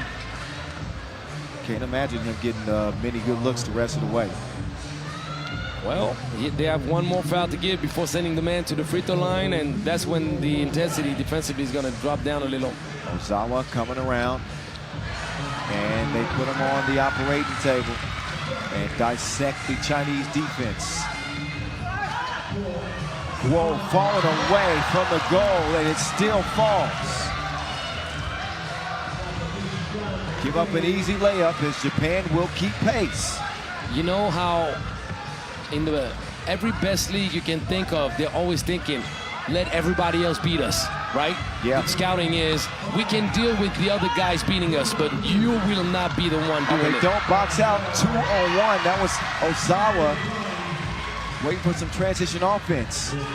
17-13, China are closing in. Offensive foul call, moving screen on Ozawa.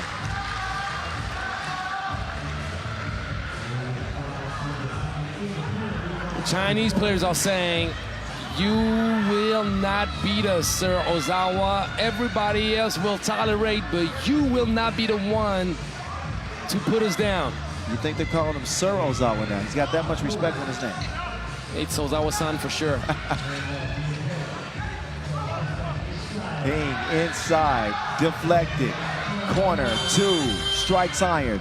Nothing There's a lot of holding. They need to watch out. Nakanishi, that would have been a huge make that Japan would need. Ozawa off target in this one. Do you know how much energy Ozawa has to burn up just to get open? And that's what I was curious about. Meantime, Zhang continued to beast inside. Lions and tigers and bears, oh my. An animal. We're number 14 for China.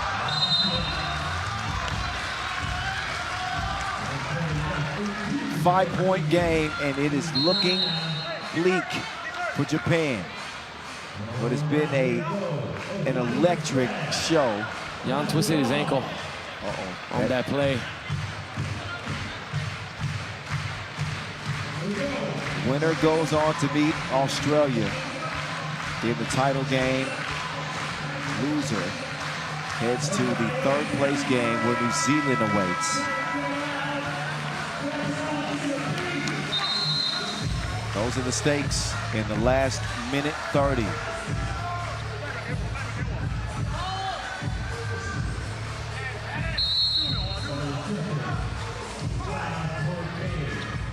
Ozawa leading in. The stroke ain't stroking this game. And you knew that it would be tough for him to continue this lights out shooting for the duration of this tournament. And that is where obviously you look for a big game from a teammate. Give him a rest. And I'll tell you what, it's not about him not being capable of doing it, but he hasn't had any open looks. He's getting beat up out there. He's being contested, denied access to absolutely everything. And the thing is, that's the great job that China has done. Contest every movement he makes, so you take the energy out of him. And if he gets an open look, eventually his percentage will go down because of the legs and the effort. So 16 foul against China. The bonus looming now. That could be a factor because Ozawa is very smart and experienced. He could draw a few fouls and get easier buckets on the free throw line. it ain't over till it's over. Surely is not over. But Ozawa is not he's being denied the ball. Ozawa. Pass is broken up. China will use some clock, get it inside. Bing Yan had it poked away. But that is a winning possession for China. Yeah, Guo is going to go ISO mode. Just because of the fact that they've been able to use some clock. 4.5 seconds. Guo is going right out Ozawa right now. As expected. See you later. And Yu's got another gear. Dewa does not have another 2-ball. China with just 2 points needed. A 2-ball would put it away. And Yu can't hit it from Tulane. Dewa too strong. They needed that in the worst way with 30 seconds to go. Japan in the penalty. Any foul would put China on the free throw line. And it looks very much like China will be playing in the first place game.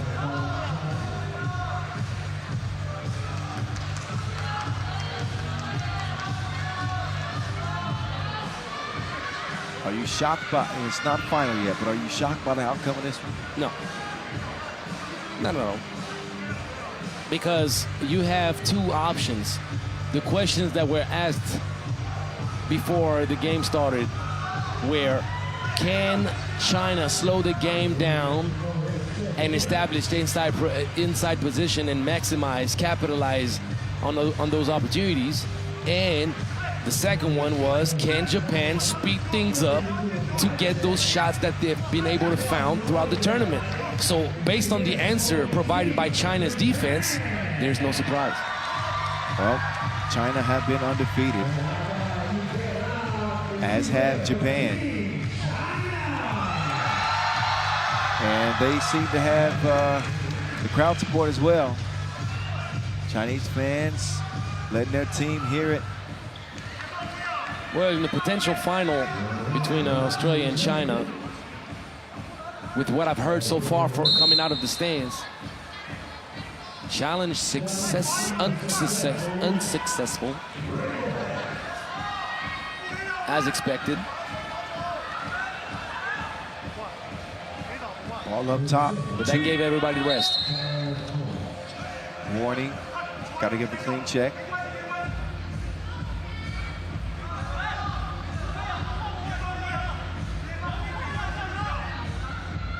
Are you surprised, Guy? Yes, somewhat. So you were counting on the Japan win? Rio has been on a dream run. And I knew that there was a chance that a defensive team could get into him and take him out of the game. I did not think that China's defense was good enough to do that. The one to do that. Yeah. Hey, man, you got to give credit where credit is due. That's exactly what I'm doing. A tip of the cap to China's defense. They will give up a layup in exchange for more time off the clock. Japan Only choice they would have is to foul. They don't want to do that. A crossover setup, two-piece.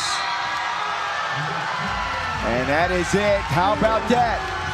China and Australia playing for the title in the men's competition here in Singapore. Japan will play New Zealand in the third place game. So that's gonna be great. Yes, our podium games are the only ones that remain here in Singapore. Enjoy the highlights. Our women's third place contest up first, followed by our men's third place contest. And then, of course, the finals. You're watching the Asia Cup 2025 from Singapore. Stick around.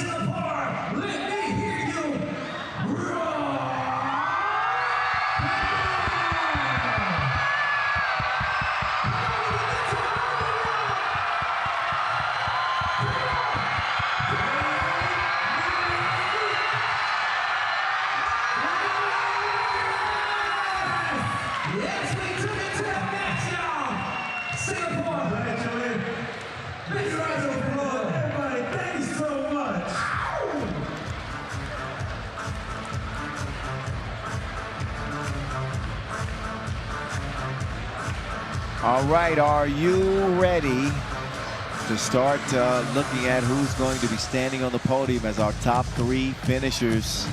Well, this will be one of those deciding games coming up here in the women's competition. So the lights, well, the sun is going down, but the lights are still shining bright here from OCBC Square. And when you get to this stage in the competition, you have played an incredible tournament. And the team still standing. Philippines with 3 will try to pull off the improbable, not the impossible, the improbable against Team China.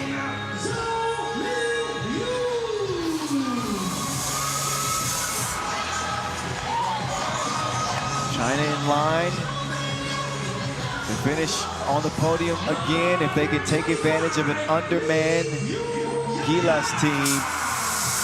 They have been powerful, they've been efficient, especially on the inside. And, you know, the Gilas seem to be a crowd favorite here. But Playing China right now. Yeah, I was going to ask you. Are you going to give them any chance against China? They are a powerhouse. Powerhouse. Well, the answer is going to be very simple. You ready for that one? Yes, I am. All right. The answer is this. Can the Chinese ladies provide the same type of defensive focus on Yosin than they did on Ozawa when matched up with the Philippines, to make sure that there is no life in this Gilas team, that there is no hope? And on the other side, can they then do the same job that the man did, which is give the ball down low to Zhao, make sure she gets a touch every possession down, and make life easier on themselves?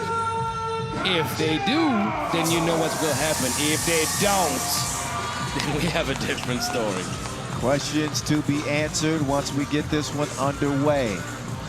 Gilas have never finished top 3 in this event.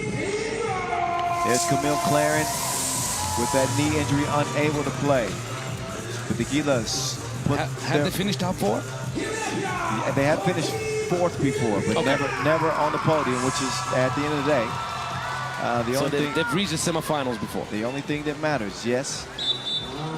I'll double check that now. Actually, that was the U18. So at the senior level, they've never reached the senior level. They have never reached that. This is the best finish of yet. At the Asia Cup last year, they finished 6th. There you go.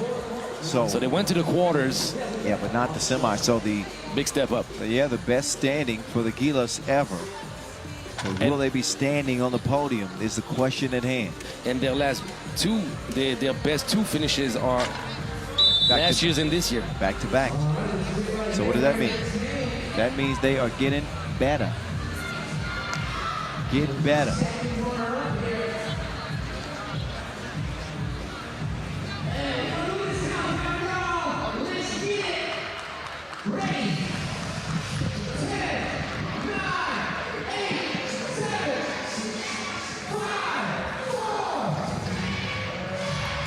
And here we go. This is for 3rd place at this 2025 edition of the Asia Cup. China and Philippines.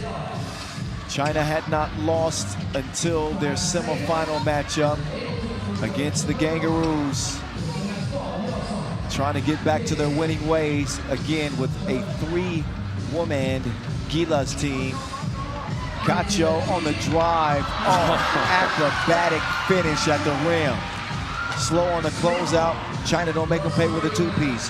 Jazzy Joe swings it over to Cacho. She got Pingo coming around. Pingo making the move. Pingo trying to get the scoop, but she takes an extra step instead. Turnover. Back to China. In our men's 3rd place game, we'll see New Zealand and Japan. That will follow this contest immediately before our championship games. Leads in the post office. Hard to stop the size of China. That's exactly what they're going to try to utilize in this one. Jazzy underneath. Jazzy in the trees underneath. She can't come away with the bucket. Passes off target, stolen away by the Philippines. Cacho up top. Pingo swings it left. Jazzy waiting for Cacho to come across, but she's stopped by a foul. Yeah, Zhao dropped off a little bit too low, and she bumped Cacho, who was flashing at the cup on the way.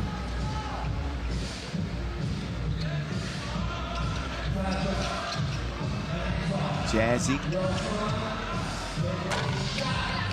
Not in the groove as of yet. There you go. China and Suma 2-1 start. Pingo. Getting tricky with it. Can't get it to go.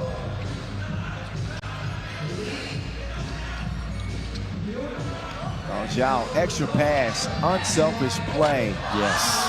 That's textbook right there. But you know how they built up that position, right? They gave the ball inside to Zhao. Double teaming Zhao down low. She's unselfish. She kicks it out. That opens the way. And the length of China, you can see the problems that it's causing the Gilas so far, and the way that they're contesting every shot. hands in the passing lanes. And they've got plenty of offensive firepower as well. 5-1 start, China. A win for the Philippines in this game would feel like a gold medal, I'm sure. Oh, for sure. And that can only let you wonder what kind of chances would they have if they were full strength. Oh, if Camille Claren was playing, she was their second leading scorer before she got injured. Now they have to resort to somewhat of hero ball. Yeah. Somebody's got to fill that role of hero. There ain't nothing you can do down there. Well, China executing the game plan to perfection, just like the man did. Inside Cacho. I like that two-lady action between Yosin and Cacho. It takes a toll on Cacho, but I'd like to see her more on that two-lady action with the screen. Yeah, but I think still that plays into the hands of China. That is a one, as a matter of fact. They won. It was Jazzy. It's just a shade on the line. That went in and out. You think the pick and roll action plays in the hand of China? Yes, because you're playing a one-point game. I see what you mean. You're not beating China racing to 21 by ones. Look at the size they have. Yeah. The only way that the Gilas can win it is if they catch fire and they're able to shoot it efficiently from deep. But if you only shoot it from far, Kyle, you become too predictable, and the coverage is easy too. I think you have to take your chances without a substitute. And the other issue is that China aren't exclusively a one-point scoring team. They can also shoot the deuce with you as well, as we've seen so far. Of course. So it's one of those games you kind of need a miraculous performance from someone. And so far, that has not been the case for the Gilas. They're playing good. They're playing good. They're solid. But the problem is defensively, you have to some way, somehow, as we have a perfect, beautiful view out here at the venue. Bird's eye view. It's very nice. But you need to some way, somehow find a way to slow down the inside dominance. And good luck. Oh, that is a beautiful play right there. I love those actions involving Yosin and Cacho, I'm telling you. Well, maybe that's a way because China is not going to give you the twos. Well, China's expecting Yosin to take a high volume of twos. It's really her decision making that will make the difference. Does she force them? She's got the green light. Right. Or does she try to find that cutter? She's done that. And lo and behold, Gilas are in it. So hold on, let's see. And Cacho also, like I said, you have to understand what I'm asking Cacho to do is going to get her dead tired, because going up, going down, going up, going down, it requires a whole lot of legs. But she's so good at this. That's where the difference maker happens, is if you can't get those stops defensively, that becomes tricky, Kyle, because trading off one points, what we talked about, that's not the way. But if you can get a few layups and get stops, then you're not condemned to shoot the two. China with an 8-4 lead right now. 4 minutes eclipsed in this third-place game here in Singapore at the 8th edition of the Asia Cup. Cacho hands it off. There you go. Extra gear ignition, or ignited rather. Not that she could stop anything on the inside. China is playing so smart, just the way they should play. They understand the assignment. Oh, Cacho got that gangster smack.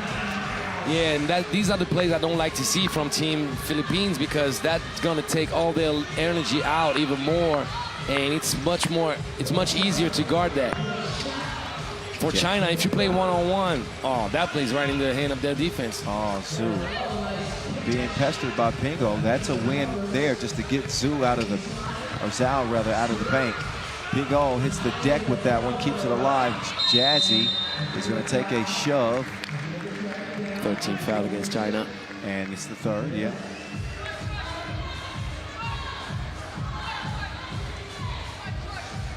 China doing a good job substituting. Every dead ball situation, you're getting a relatively fresh body in. China the #1 seed. Neither of the teams had to play in the qualifying draw. Pingo a little late on that delivery attempt. then gets whistled for the Gila's second foul. Officially halfway through this 10-minute sprint to 21. Be coming back to Singapore yet again next year for the Asia Cup. We'll have the World Cup qualifiers as well next year, and then the World Cup in 2027. That was announced this week during the opening ceremony. China continued to add to this lead as Lee will step into the line. Wing Shi.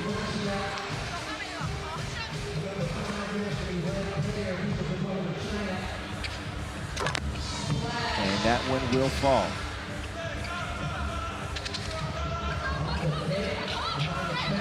Beautiful behind the back move. $1 million move and a 5-cent shot though.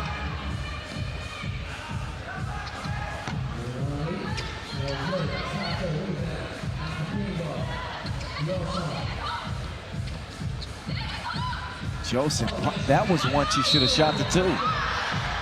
She was open, the defense sagged off of her. Right. And that would have been the time to shoot it. By the way, last time China made their way to the podium was 2023 in the women's competition with a bronze. Won the whole thing in 2022. And here they are knocking on the door. Zhao kind of rushed that one unnecessarily. Ends up in a miss. Ball goes back over to the Gilas as they attack Gacho. Jazzy Joe, too strong off the iron, out of bounds. Mengyoung Zhao, 30 points, 7.5 points per game average on this Chinese team to lead the way.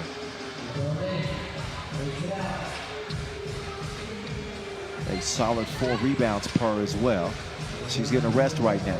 Lee lets it go right back, lands in her lap, and she knows what to do with it. An easy layup. The lead continues to swell.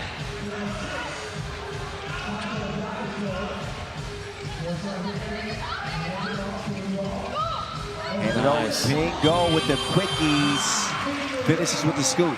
Goes for the steal. And that leads to an easy layup. China been so consistent, scoring inside 60% of the time.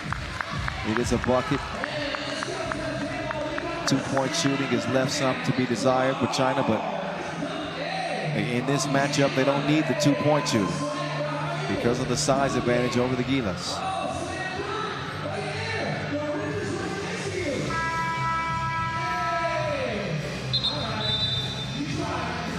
At the end of the day, just being a part of that semifinal and medal run, finishing in the top 4, being underwomaned, dealing with the injury, and there's an emotional injury as much as physical injury in the team. And it's remarkable to see the heart they've played with, and if they can build up, because remember, the first thing I told you that I liked about that Filipino team was the fact that they returned with the exact same roster than last year. They finished 6th. Now they're going to finish 4th in all logic, I believe. I don't expect something crazy to happen, even though we can always expect the unexpected. But truthfully, this Chinese squad right now is very smart. They've executed the game plan as they should. And I don't see enough energy in the tanks left for Team Gilas. Pingo slicker than Rick with 2 chains, but she would throw it away. Crafty movement. She's a dangerous ball handler, but the turnovers have been an issue in a game where the margin of error for Philippines was already so slim. Right. And they continue to give it up, and China continue to take advantage. Possession, arrow to China. Up top, Lee, Wing Shi. Long rebound back to China. They'll get reset and they'll try again. Wing Shi put on the brakes and broke her off. Light work on the inside.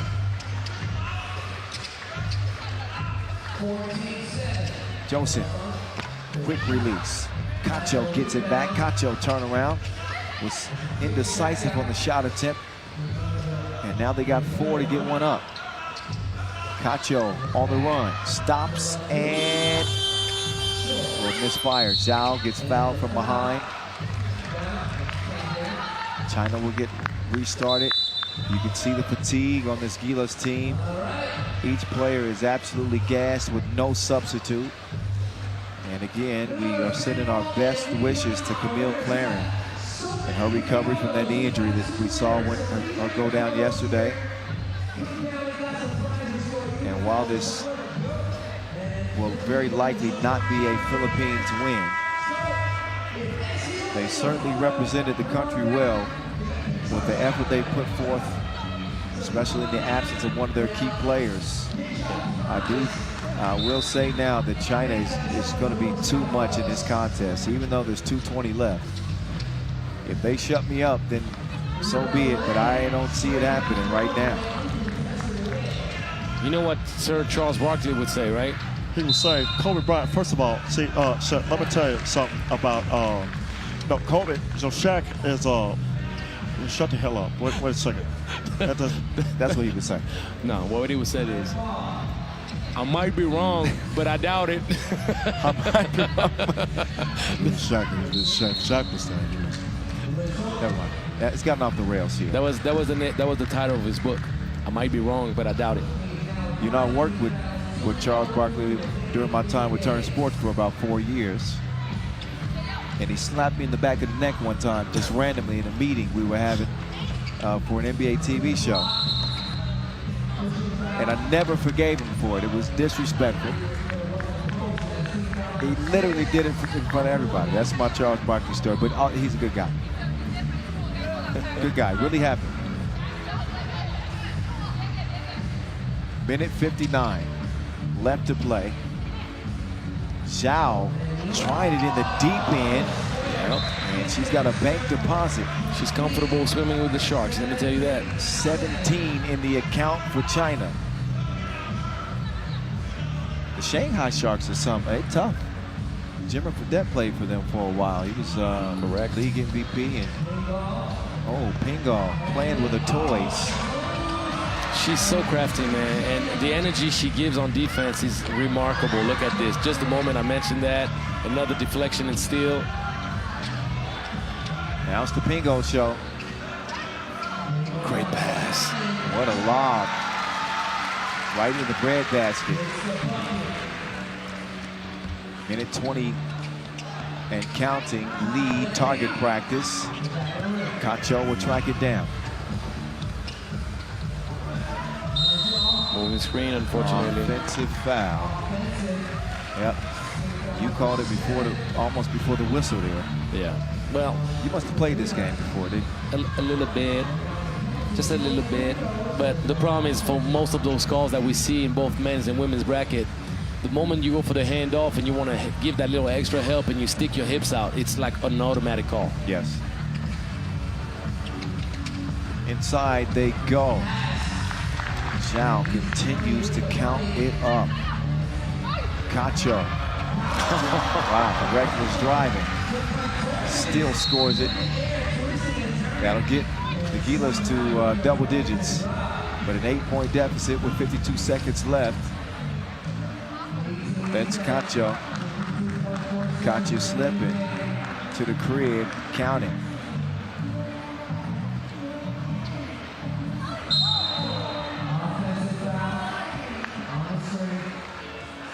How can you not love Pingo? How can you not admire her effort, her tenacity? I certainly do. Impressive effort all around.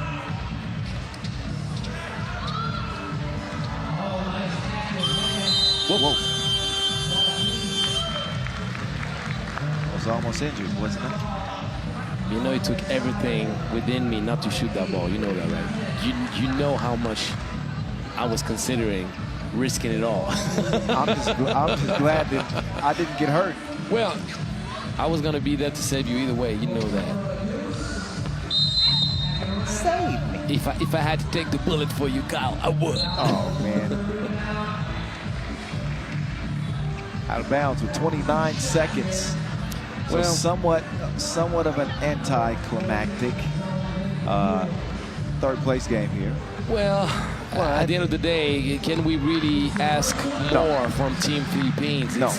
It would be truly unfair. I think that they've given us everything they got. And remember, after the quarterfinal win, talking to Yosin, she told us, we'll give it our shot. We'll give it our best shot. We'll do our very best. We'll give our best effort. But at the end of the day, they just don't know how much they had left in the tank. So all the respect and admiration for this Filipino squad, and China, the better team, winning the medal, earning a very nice third place finish out here. How many steals in this tournament for Pingo? A bunch of them. She's had some good some highlights to put on her mixtape, that's for sure.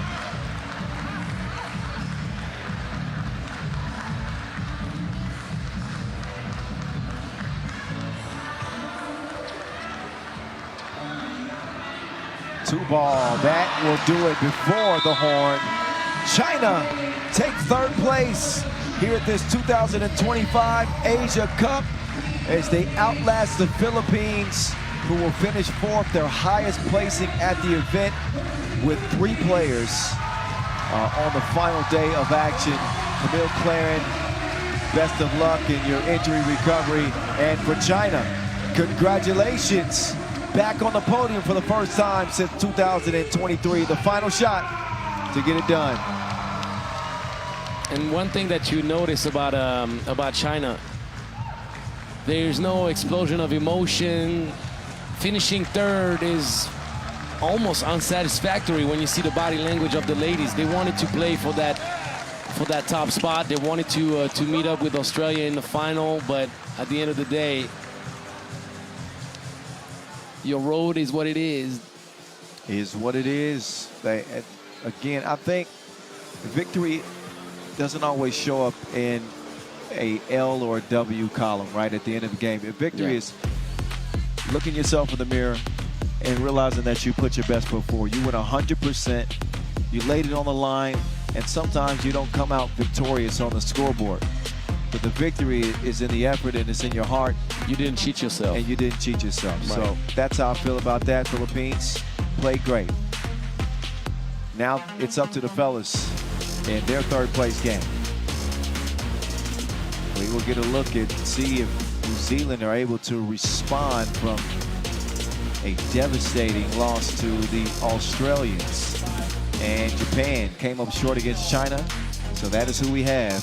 The Tall Blacks and Japan men's third place game on the way next from OCBC Square.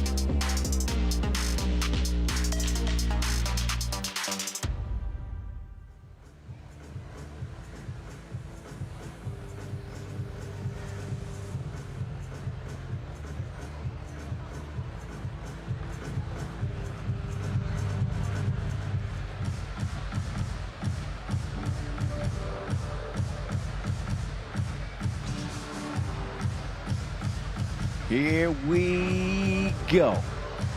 New Zealand, Japan, here in the bronze medal or the third place game for the men's. For the men's. Here in Singapore, we're still going strong. 3 games remaining as 1 spot will be taken off the podium. Your 4 and your 3 seed averaging exactly the same amount of points per game. Both teams have been impressive to say the least. Yeah. Particularly the Tall Blacks, New Zealand. Japan kind of came out of nowhere with Ryo Ozawa breaking records out here. But now it comes down to team effort, and when it comes to stars colliding, we got the two top in the tournament. There's number 13 right there. Tatui, David Lewis, and Ryo Ozawa. When it comes to team, who do you think has the advantage in this matchup? Great question, Kyle. And my feeling is that I believe Team New Zealand is capable of providing the same type of defensive effort on Ozawa than the Chinese squad did. On the other side, I also believe that Japan is going to find more answers against a New Zealand squad that is not as tall and physical as the Chinese squad was. Because you know what's the main weapon against speed and outside shooting? Length, size. And I remember well from my playing days, every time I was going on a crazy tear, they would put the tallest wing, most athletic wing against me to try to check my rhythm, because you have to shoot over length. You have to fight much harder to create space. Yes. So that's the key there, that for Japan, even though you're heartbroken and you got manhandled a little bit against China, you have a chance out here against New Zealand to recreate a little bit of that magic that you did in the previous games. But New Zealand, man, hey, I kind of want to say it's a great game. It's a great game. Whoever wins is going to be a beautiful winner. Would you agree? I do agree. Hey, I just want to say. You share your emotions that way. So the tone of your voice usually translates a whole lot of things. Wouldn't you say? I didn't know if you were making a point or starting a song. It was one of the two. Yeah, but it's a great matchup. I think the four best teams in this event met up there. So you could go with either team for a third place finish, and there would be no injustice. Yes, I don't think that we don't have the best teams. You can't hedge your bets. Making a pick like that is never fun. You know, either team could win this. No, put your hat on somebody, and I'll put my hat on somebody too. Let's make it fun. Okay, well, I'll say New Zealand's going to come up on top, probably because I feel that they have the best mix of physicality and shooting. All right, see, but you didn't let me establish the rules. Oh, sorry, I apologize. You took my team.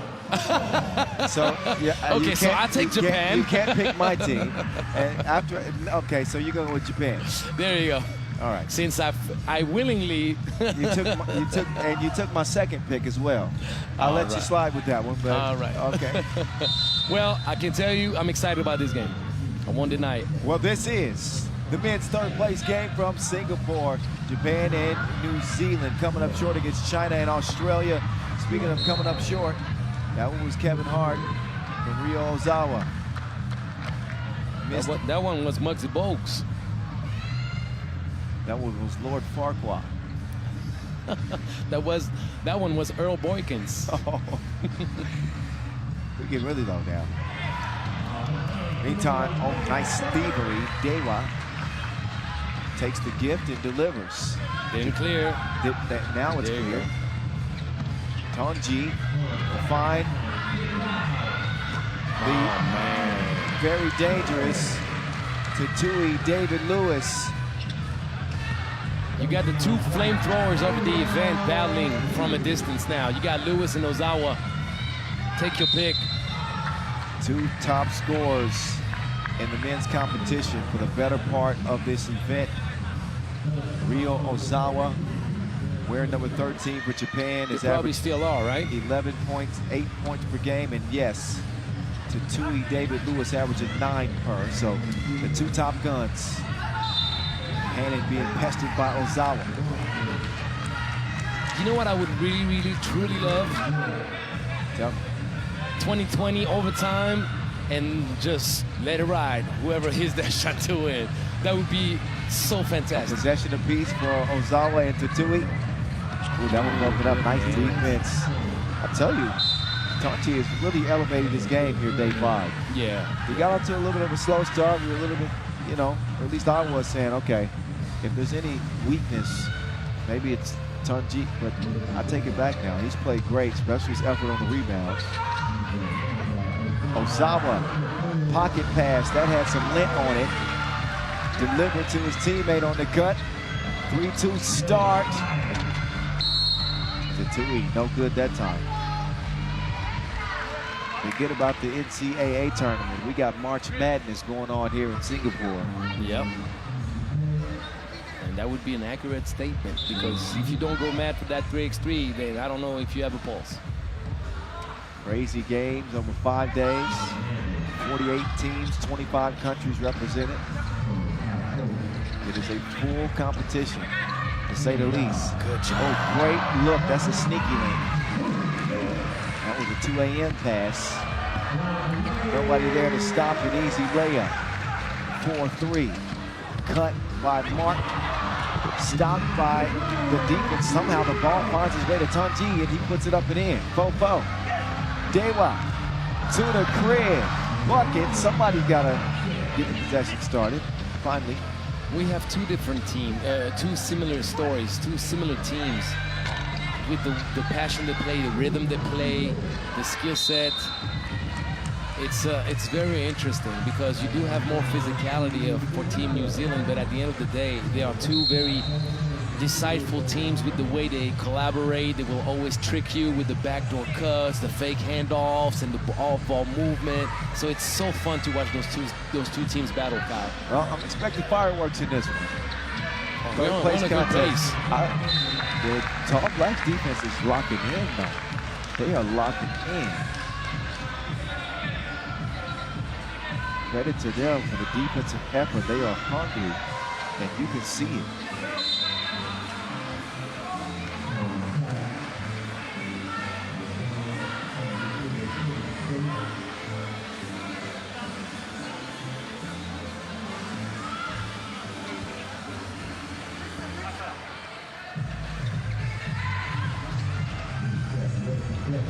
Up top. Ooh. Yeah. Hey, that move was too good to be true. That move was too good to be true. Because the way he had Tonji slide to the left, I don't know what happened.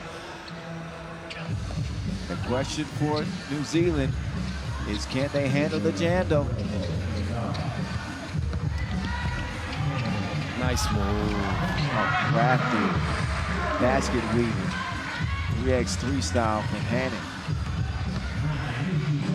Oh, nice move. Takanashi in for the easy, or Nakanishi, excuse me.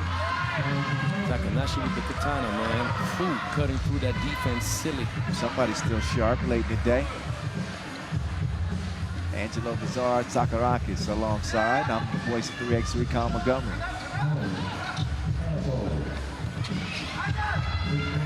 Booty ball. That is it. Another two teams that are direct qualifiers to the main draw. Yeah. So still some gas left in the tank, although Tonji looks a bit knackered.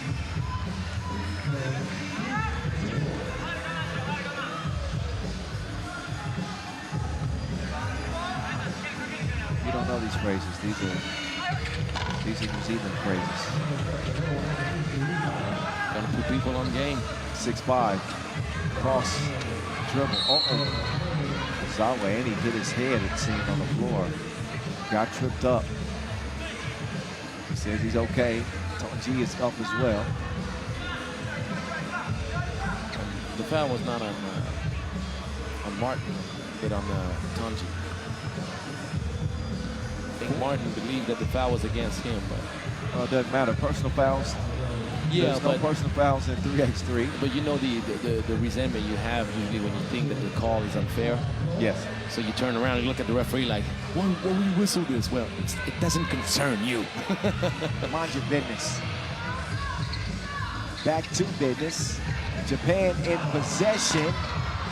Ozawa's off target. He's gone from hot to cold. His temperature has changed. in the last 2 games. Lewis trying to spin through 2 defenders. Ozawa. What do you say about him being cold? Well, he took it personally. Look out, he's heating up. Now the 2 stars collide. It's galactic. Maybe not. Shot clock violations, anti-galactic. That's for sure, but that particular possession. But this game can go either way, and I give big credit to Japan. They're resilient and they're sticking with it. And since they're my pick, right? Well, hold on. That's the third rule I didn't introduce you to. You can switch up. I don't make my pick officially until 30 seconds are left. So 30 seconds, huh? Are left in the game. So what if it's 2020?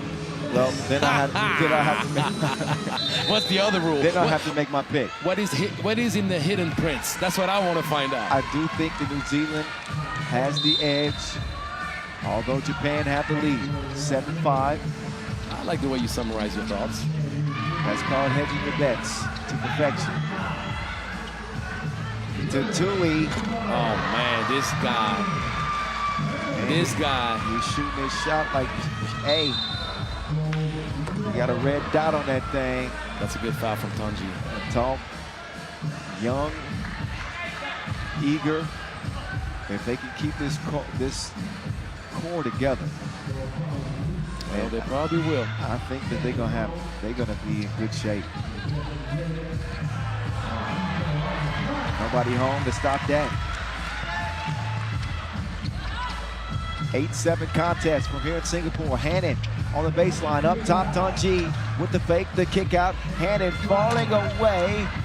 Lands in the hands of Japan. They'll get it over to Ryo Ozawa. Ozawa, oh, he gives it up. I guess he's not feeling it at the moment. No, he is feeling it, but he feels that there is no reason to force shots as they're in the lead by 1, and that's a clean look for a layup. I thought he had a good look at that one. He did. We're dead even now. Yeah, Martin was like, hey, if you're going to refuse to shoot, I won't. Anytime he's going to put the keys in ignition and start driving. If they're going to run him off the 2-point line, Ozawa playing some tough defense on Hannon. Martin, deep attempt, out of bounds. I believe the Tall Blacks touched it last. It should be Japan ball when we come out of this timeout. 5:23 on the game clock. This is the 3rd place game in the men's competition.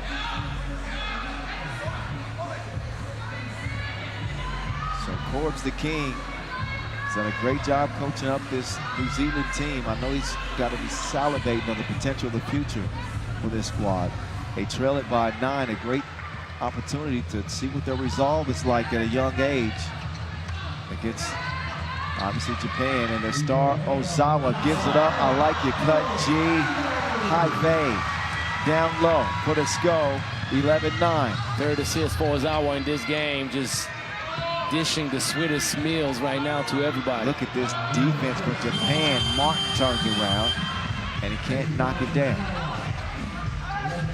Ozawa trying to crossover, lost his footing, got a foul. That's offensive, it seems. I think the foul is on Ego.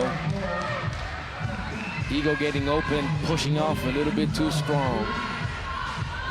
Yep. That is indeed the call.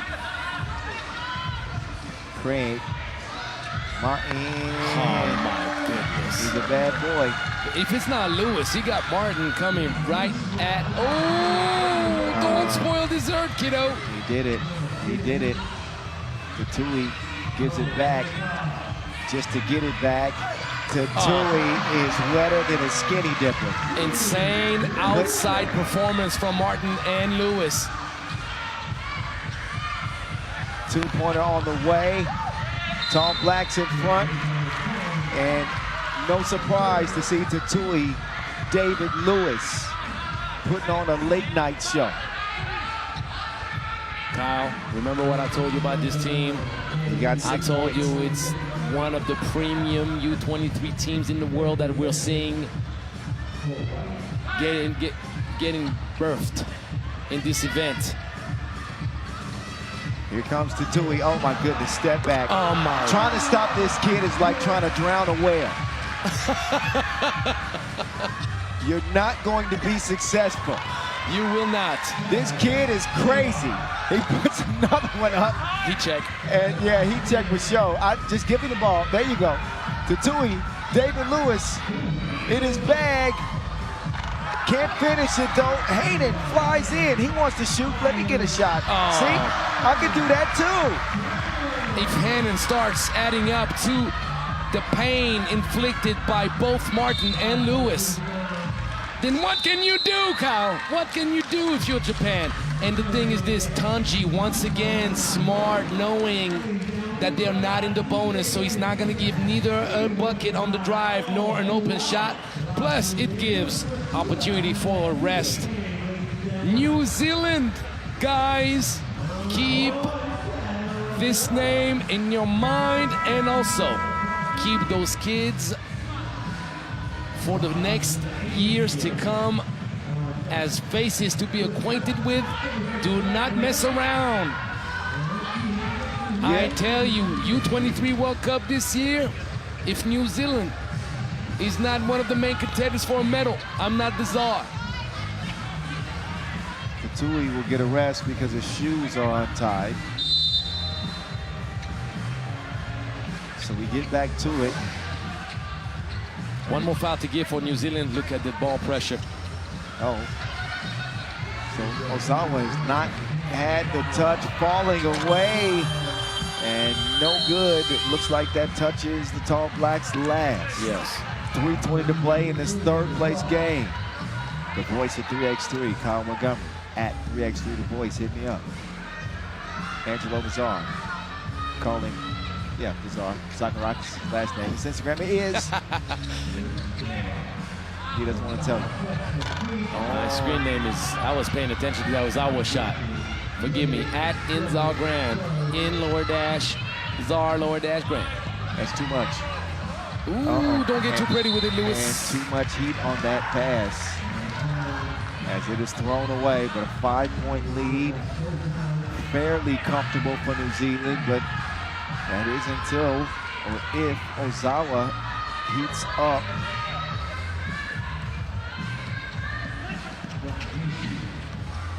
They're shielding him off the ball, which leaves an open lane for Dewa. Makes it a 2-possession contest. 4 points separate the two. To Tui. To Tongji. It's better to give than receive.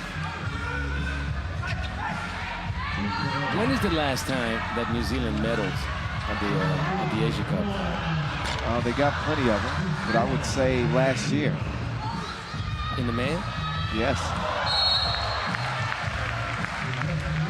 2024, I believe they were second place finishers, if my memory serves me correct. Covered a lot of these. Can't be catching me off guard like that. Yes. Last year, right? Yeah. Well, actually, that was the women last year. My bad. Yeah, that's what I thought. The men's last year got outed a bit earlier. I'll fix you up. Thank you. Oh, Tunji taking his scrum. Oh, that's a severe foul right there. It was the 2023 Asia Cup where New Zealand took a bronze medal. Okay. With that team, with the big boy in the paint. Dominic Kilman Poto, the dominator. Right. Ty Wynyard on that squad. That was a squad too. They had a lot of swag on that squad. But now it's all about the youth. So the next generation. Indeed, Tongji with some big free throws in front of him. Yeah, Tongji's stiff with the wrist. Usually on his first free throw, he doesn't really follow through. You see his hand is kind of stiff. Relax your shoulders, bring up the elbow, and flick that wrist with the smoothness. There you go. Hey, listen, nothing but you know what. New Zealand a two-piece away from a podium finish again. Japan just trying to stay alive. Hayden steps back. Tongji on the block, 6 to shoot. Tongji, blinding spin move. Rebound goes to Japan. Under 2 minutes, it ain't over. You dang right about that. Ozawa's not hit a 2 yet in this game. He's dimed people up all game long, and he's had a few layup finishes, but yeah, they haven't given him anything easy, and that takes a toll on you. Caught cold. Get him some NyQuil. It's still time left. Ozawa. He heard you and took it personally. He is a lethal shooter. He understands it now. Japan understand that they're still in it. Hannon getting locked up. Hannon to the corner. Hannon. I mean, you know, Kyle, what's about to happen. 2020 in overtime. You know that. Well, I still got a minute to make my pick. It's a $129 left in this one, and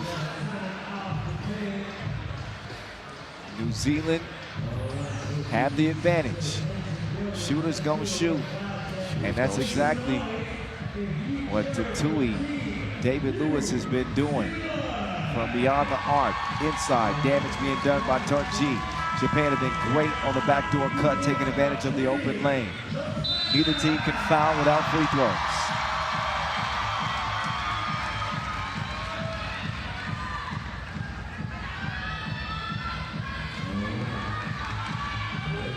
Ryo Ozawa trying to deliver. Dewa using the quickness as Japan inch closer, within one. No fouls to be given on either side. What kind of poise will the young New Zealand team have?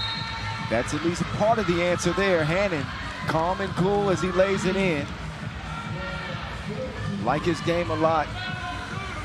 This kid is tough as overcooked steak.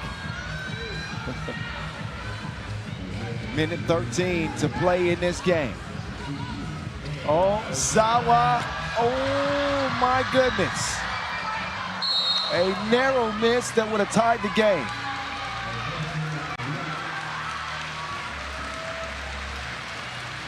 What a great game. What a great game. And the thing about this rebound, I always kind of hold my breath whenever I see the ball go up and players go for the rebound, because that's where you have those whistles that happen, those little ticky fouls or the pushes that are legitimate calls. It's just people are so engaged in trying to get that rock.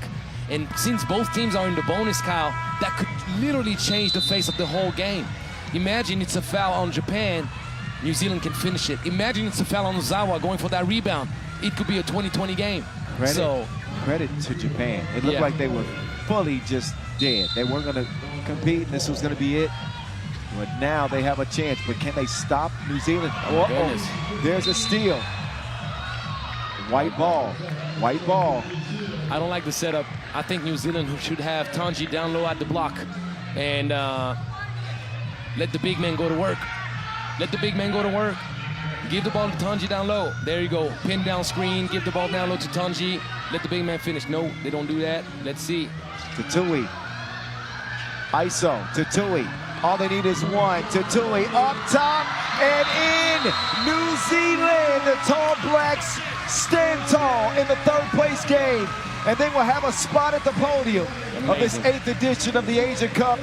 They beat Japan, excuse me, to earn their spot amongst the 3 best of a 48-team competition. Tatui drawing the attentions like an only child, but he finds his brother from another.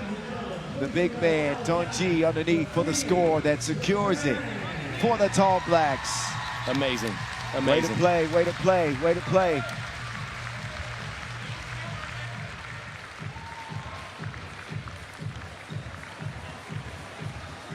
Three-point win for New Zealand.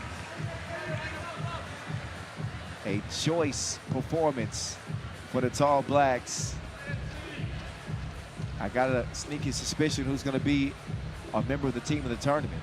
Tatui, David Lewis standing by right now with Angelo Sakarakis. Let's hear his thoughts on finishing third here at the Asia Cup. All right, all right, all right. You were the babies of the tournament, the youngest squad on the average, and you come out here and get that bronze medal. Was it in the plans? Did you guys talk about it before starting the tournament? I'll say the plans was first, but, you know, things get tough. Yeah, bro. It's clear straight away when you start talking. We talked about this, guys. We talked about this. I said no 3 words answers. I know you gave credit to Coach on the previous interview that I had with you. So share with us a little bit the influence that Coach has, his personality. What does he instill in you guys to believe that you can just push mountains like that? He lets us believe in the system, bro. 2-point nation. Hey, that's 2-point nation. That's us. Yeah, bro. And he works the hardest I've ever seen someone. So, like, if our coach is working the hardest, why can't we work just as hard? So, understood. Congratulations once again. That was amazing.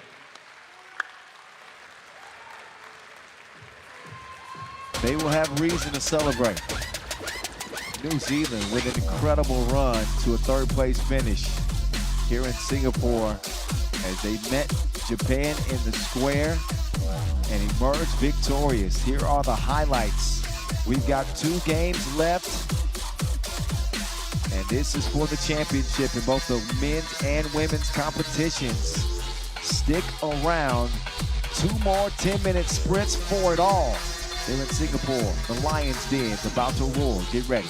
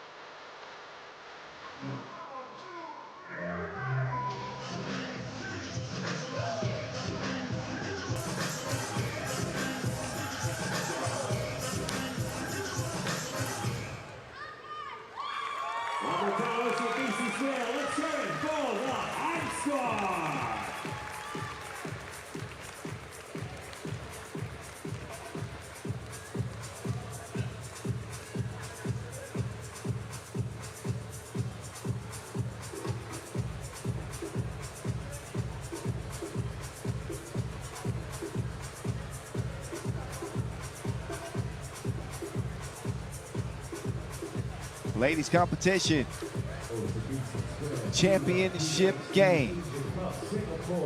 Australia trying to do something that has not been done in the women's competition ever.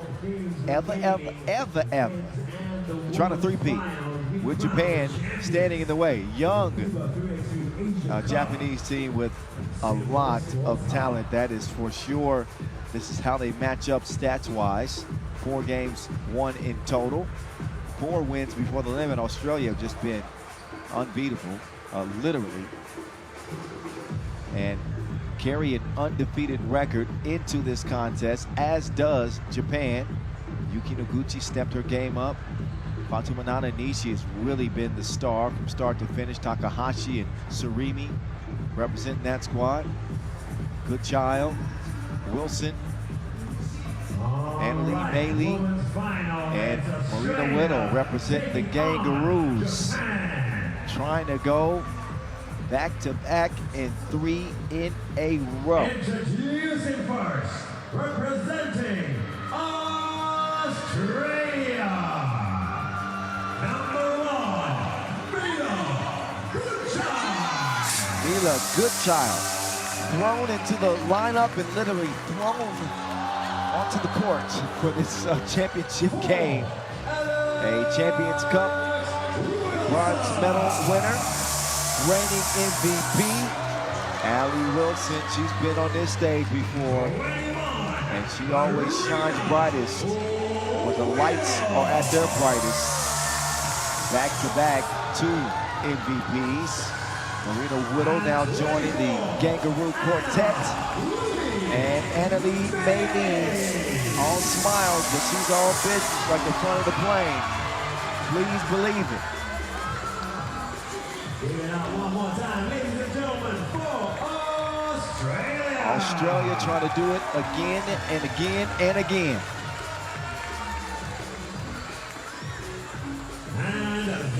A three-peat is no small feat, Kyle. A three-peat is the doing of legends. You're absolutely right about that. And in any sport, in any competition, that's a level of dominance. And you know, you start using that word dynasty when you win 3 in a row. Unfortunately, my Kansas City Chiefs have the Super Bowl this year. You're heartbroken, aren't you? We didn't quite understand that concept of three-peating. So the Kangaroos will try to avoid the fate of my beloved Kansas City Chiefs. You know who's getting paid every time somebody uses three-peat? Lil Wayne? Nope. Who? Pat Riley. Oh, yes. Pat Riley, he's getting that money every time somebody prints a t-shirt with three-peat. Japan, always smiling. Yeah, I mean, Japan, this is the best-spirited team that you could ever find. They face adversity with the greatest humility and positive energy. Undefeateds going toe-to-toe here in this women's championship game. Annalie Maylene, the LA Spark, WNBL star as well over the years. Allie Wilson and the rest of a star-studded cast. They already have made their names. And I think Japan are trying to make a name for themselves as they are relatively unknown outside of Fatumanana Nishi on the 3x3 scale here at the senior level. They're trying to pull off the improbable. I always say improbable, but not impossible. It's anybody's game in a 10-minute sprint to 21. High fives all around, hugs and kisses. Yes, we like you, but we really don't. Well, you see the difference in frames and morphotypes. It's going to be the power, the strength Not of just Australia and the speed of Japan. You got the size of Australia, the dexterity, the execution, the quick hands. Stolen, delivered. Quick 2-0 start for the Kangaroos. Sarumi gives it up to Noguchi, and she is not negotiating. She's going to shoot it when she gets an opportunity. Cross-court pass. Whittle. That's going to draw that foul. She felt like she was on her way up, but that is going to be called on the floor.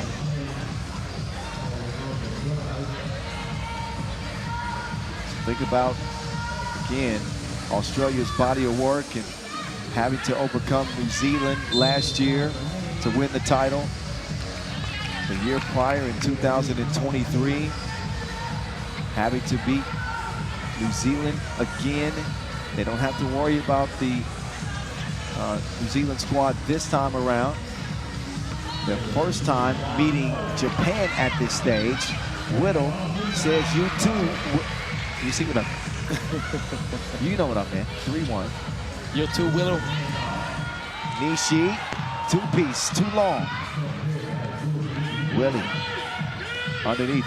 She better get it to Marina. I knew that was going to be the call. Yeah. Got to recognize that she got position early. That's. Yeah, if you don't get fed the ball immediately, just step out. Well, I think if you're the Kangaroos, that's the first option. Every play, you're looking to see who's on the block because it doesn't matter who they have in. Even Goodchild has a size advantage in typically who's guarding her. Nishi with the turnaround, gets it back. I would go further. It should be the first, second, and third option before you even make another decision. Everything is hard. Everything is difficult. It's because of the length in the passing lanes, obstructing the view for this Japanese team. who are diminutive in size but have huge heart and effort. I think this will be a game where perimeter shooting is going to be critical in determining just how long Japan can stay in it. Right. 3-1 start for now for the Kangaroos. Move. Whoa. That was smart. Get it on the rim. You never know where it goes. That was a high IQ play. I'm not going to lie. 3 seconds in the paint. 3 seconds. That's the second 3 seconds call. So the Kangaroos getting caught kind of watching spectators of whoever has the ball. And I know for a fact that is not how Coach Lowry teaches him to play. Sarumi going east to west. Up fake. That's a fast foul. Drive. She got away with it. Takahashi like a Kawasaki. Speeding. I'll tell you what, the main thing, and I know what you did there, the main thing for Japan, can you get those closeouts and attack those closeouts efficiently so that you either get those little layups that you've been getting all tournament long or those kick-out passes for 2-point shots. But it's really the key because you're not going to get them off playing one-on-one. The length is just too big. It's just, there's no way. And you're going to suffer on the other end because they're going to hit that matchup problem for you as much as it can possibly do it. Oh my goodness. Nothing but cloth. Right over Alex. Takahashi with that last 2-point strike. Whittle on the inside, moving some furniture. Bodies are rolling, and she's still getting buckets. She's remodeling the living room, you know. I've changing said it before, places. you're going to need some bubble wrap if you're going to defend her down there. Meantime, that was from the outer limits. What a 2-point hit. Japan are going to need more than that. On the cut, no. Willie, being pestered, they refuse to leave her alone. Sarumi. Shooters roll, Japan in front. And then an offensive foul called underneath on Whittle. Second 2-point dagger. This is the game changer. Well, because if you start knocking them down when you're contested like that, imagine the picture that we're painting now. I'll shift your focus back to the quarterfinals where Australia played Thailand. Yeah. And that game ended up being a lot more competitive than I think you or I anticipated. Well, yeah, because they knocked down some shots. But the thing is, Japan is a much better shooter than Thailand in this tournament. So that could be the game changer. Oh, the scoop-de-doop. 7-5, Japan. Good child. Kind of a wild shot. It'll be yellow ball. Japan touched it last. Just 3 minutes in.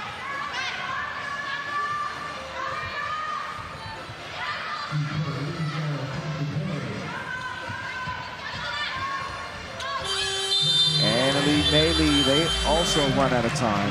Yeah, they kind of lost sight of the clock. So despite an early advantage for Australia, who led this thing 5-1, I believe. Yeah, correct. It's been a 6-0 run. A 5-2, I think, 5-2. Okay. In any case, they had a pretty good lead. The 2-point shooting of Japan has been the difference. Noguchi hit the ground down there, and that's what allowed Meili to get that easy score. Sarumi looking around, she was all alone. I love her when she slows down and looks around, kind of like, am I by myself? Allie Wilson. So tough. So tough. We got a final, Kyle. We got a final. We do. That's exactly what you would expect. This is for the title. Who is the best in Asia in 2025 back on the Singaporean stage? Well, this is how things started. Australia were getting to it pretty easily, pick and slip and using that size. And if you were a Japanese fan, you probably were a little bit worried. But you forgot that y'all got more shooters than a movie crew.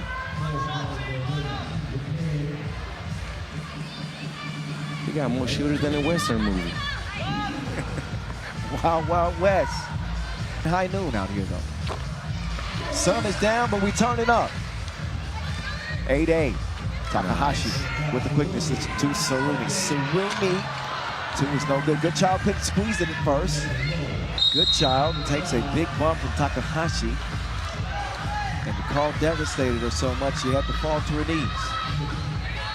I think it was the right whistle. It was the right whistle. Plenty of contact.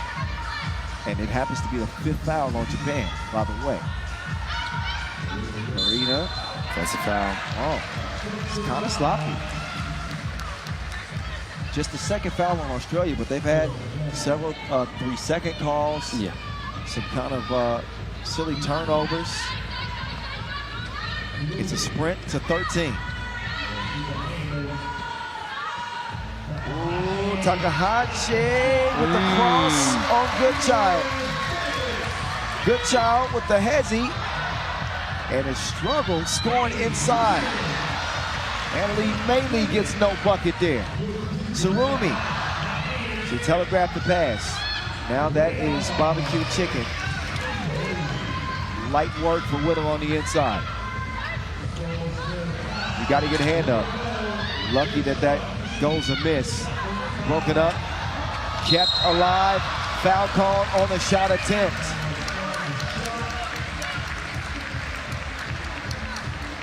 Takahashi will go to the line. Australia is getting challenged, and that was the main thing that I was thinking about when you're looking at this matchup. Speed. Remember what I was telling you when we thought of Thailand against Australia. We were thinking, can the Thailand ladies speed the game up and make the Aussies play defense on the move all game long? And that's tough for them because it's always hard for bigger bodies and lengthier bodies. Oh, that's an offensive foul. Yeah. It's always tough for lengthier bodies to follow speed. You got to drop down your knees. You got to get your booties down and follow the pace. And you do it 10 minutes. That's tough, man. And it's also probably a little unsettling in a championship game. And Japan are always smiling at you. I mean, everybody's in kill mode and they're smiling at you. It's like, you're making me uncomfortable.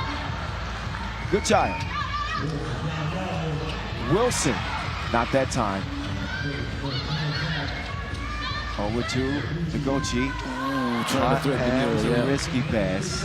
Probably a better option there. Meantime, layup line for Good Child as the defense of Japan broke down.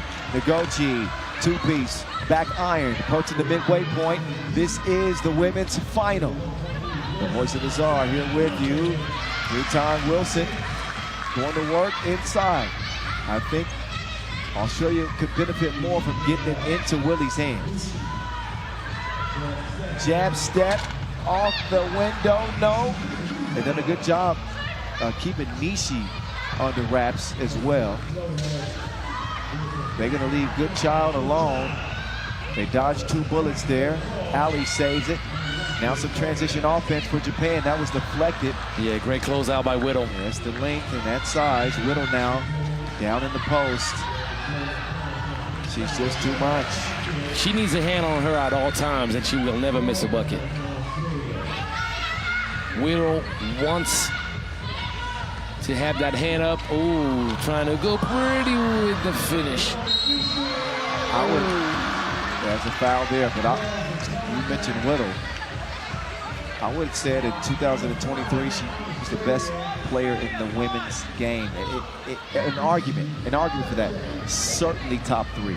Oh yeah, I mean, I think that she got lost in that discussion because playing in Asia, they don't get as much acclaim. Yeah, but if she gets lost in the conversation, it's with people that are not true fans of the game, that follow the action in the women's landscape as much as we do, because for us, it's not even a discussion. Yeah, tough as they come. Yeah, I mean, as skilled as they come, as tough as they come, as competitive as they come, as clutch as they come. I mean, come on. I would run my offense through those 2, Ali and Whittle. That's why. But it's like potato. When you look at Alex Wilson and Marina Whittle, you can make the exact same argument for both. Well, you don't make it as clutch, as competitive, as athletic, as skilled, as complete as those two. I think Ali is more dangerous off the dribble, better ball handler. I think she's equally as dangerous in the post. I think Whittle might be the better rebounder. Yeah, but I mean, after that, it's all about taste, and you got to put the Plouffe sisters up there with that duo, and you're gonna have a few other individuals that belong in that conversation, obviously, but when you really talk about individual greatness, it's tough to come challenge those names. It's tough. Nishi finishes with the scoop. Mei Lee confiscates the rebound, throws it in reverse. 14-11. Kangaroos trying a three-peat here at the Asia Cup final yet again. Nishi, great recognition to Noguchi off the middle of the square, and a one-possession game. Set Takahashi down. That looks to be the case. The composure to get that little bucket through the whole 12-second shot clock, Kyle. The greatness of the team game from Team Japan. But you know, when you talk about this Aussie squad, and obviously we're going to mention the dynamic duo of Wilson and Whittle, think about the fact that a lady like Annalie Meili is a girl that skill-wise belong in this conversation almost just as much. And the thing is, someone has to take a back seat some way, somehow. You just jinxed her. I did not. She's there to clean up the mess. 3 minutes to go. Three-peat at stake for the game. Oh, my. Japan refused to let them get comfortable. Mila, good child.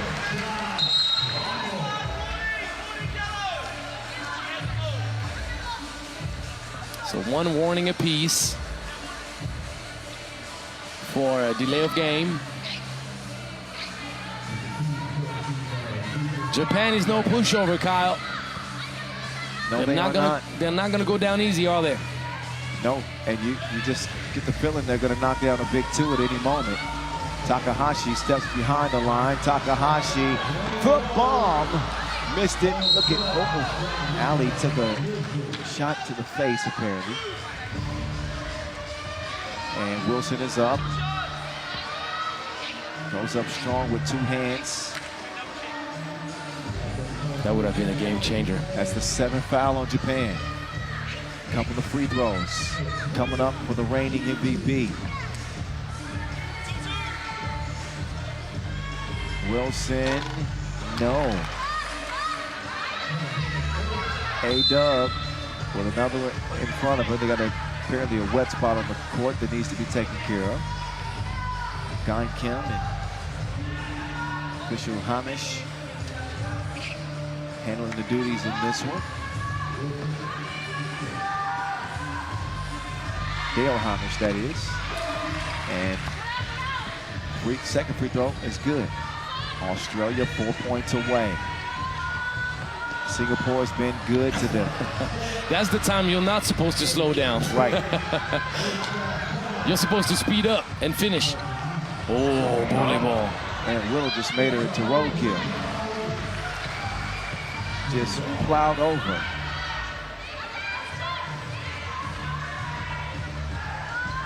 Takahashi off balance. Nishi, no. 2 minutes to play. Good child. Underneath. Widow continues to punish on the inside. That's a foul. That is, and not necessary, with Australia seemingly pulling away. You know, she thought that she wasn't the blind angle. She was really trying to get it. Just, I know, she was recovering, trying to, but. I mean, there's still a big enough of a gap at that moment that you can afford to gamble a little bit and try to block it. If anything, your thought process is either I get that block or she misses and only has one free throw. You don't expect it to become an and one. Takahashi shooting one. 2:05 left. Too strong. Well, rebound goes to Japan. Fatuma Nana has been silent in this one. She's been silenced. Yes, the Kangaroo game plan has worked to perfection. That is game point now. Good child doing the honors. The thievery. Willie, just one more to go. Broke her down to a knee, but couldn't hit the two to put it away. That is the 7th foul. 2 free throws now. On the way is substitutions are made. That one called on Mei Lee.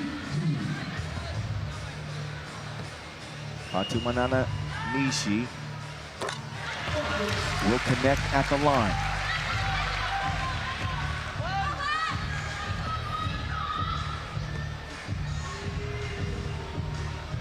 And the second is good. Allie Wilson, nope. I don't like that shot. I don't like that shot, not because I don't think she cannot make it regularly, but at this moment of the game, she's taking that shot as if she was trailing. 7 seconds, a likely drive now. Oh, good help defense to prevent Whittle from receiving that pass. Otherwise, you can pretty much count that. That's been the story of the game. They're gonna try to give the ball inside to Whittle for the finish. But she starts in the paint, she needs to watch out for the 3-second call. I think there's gonna be a lob pass right there on Whittle. Nope, they're gonna run out of time. Yep. Shot clock awareness, an issue for the Kangaroos. But that's Goodchild's fault right here. She catches. If you can't pass the ball, you better make sure you shoot it. You have to keep the conscience on the 12-second shot clock at all times. Around comes Surumi. Nishi, Surumi, 4 to shoot. She smartly gets out beyond the 2-point arc. Takahashi, no. They're looking for the 2. Watch out for the fouls. And for the score, 3-point game. Kangaroos need 1. Annalie Bailey muscles it up and in. Kangaroos win it, their 3rd straight. They make history. 3-peat. I repeat, 3-peat for the Kangaroos. Australia win it over Japan here in Singapore 2025. Annalie Bailey, Marina Whittle, and Alex Wilson have won 3 in a row. Shout out to Lauren Mansfield. She's been a big part of growing this program as well. Mila Goodchild, her first Asia Cup appearance. She's gonna win it all with the Kangaroos. Congratulations to your 2025 Asia Cup champs from the Gold Coast. They are golden. Australia Kangaroos.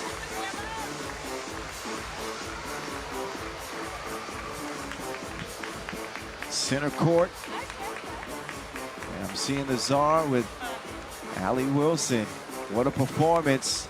How does it feel to make history? Allie, 3-peat, Kangaroos. Czar, it's on you.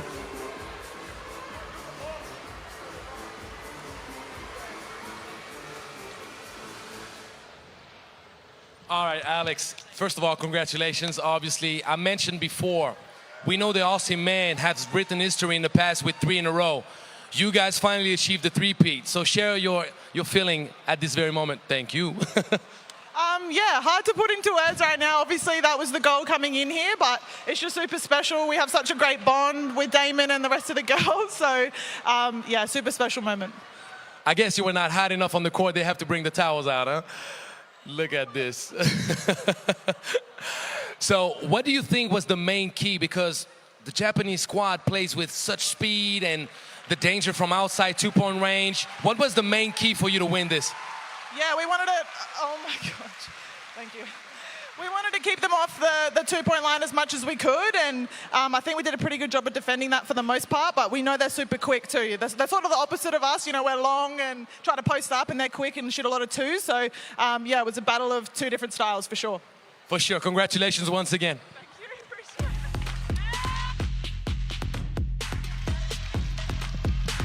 An Oscar-worthy performance for the Kangaroos once again here in Singapore, as they are giving Allie Wilson her flowers now, as she looks like she is going to be MVP. How, man, it's incredible. Back-to-back MVP performances, incredible from the game. Japan made them sweat, but when you got to deal with that type of weaponry, when you got to deal with that kind of weaponry, it's just too much.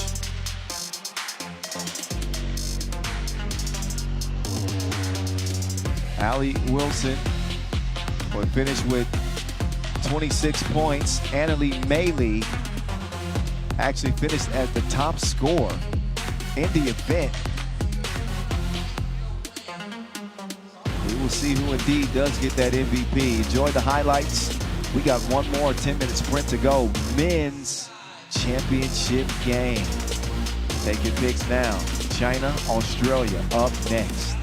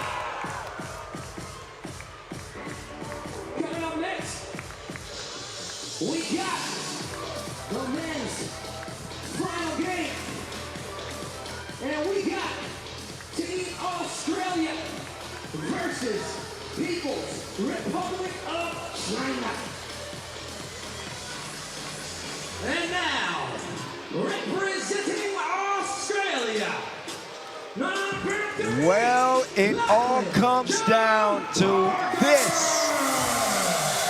The 89th game of 89. The men's title contest. Australia and China. Asia powerhouses in their own regard. The Chinese men have never won the title. They don't have any Asia Cup to their name. The Kangaroos looking for a fifth. 1, 2, 3, 4. Fifth. There we go. Angelo Zakarakis alongside Hizazar on the voice. Kyle Montgomery, Kangaroos out first. What a contest they were able to emerge from in the semifinals over Japan. Dylan Stith was incredible in the contest. For sure. They are riding high, riding the wave. Well, they've been battle-tested, Kyle. I think that now their mind is in the right place. But I tell you what, if there was one team that was physically able to match up, it is no other than China. That's for sure. And I like that matchup in the final because now it's going to be a battle of grit and will. You have inside presence on both sides. You have some sweet outside shooting, even though I believe that in that category, the Aussie have a little bit of an advantage. Antonio was muzzled down in the previous game, so expect him to be looking to come out with gun blazing. Well, we're going to see, obviously, with the battle of size, China has been so efficient on the inside throughout this competition. And again, have not lost a game, not one, trying to stay undefeated and make history for themselves with the first title at the Asia Cup. Have they ever reached the final? They finished third one time. Third, okay. I don't think that they have played in a final, maybe first time ever.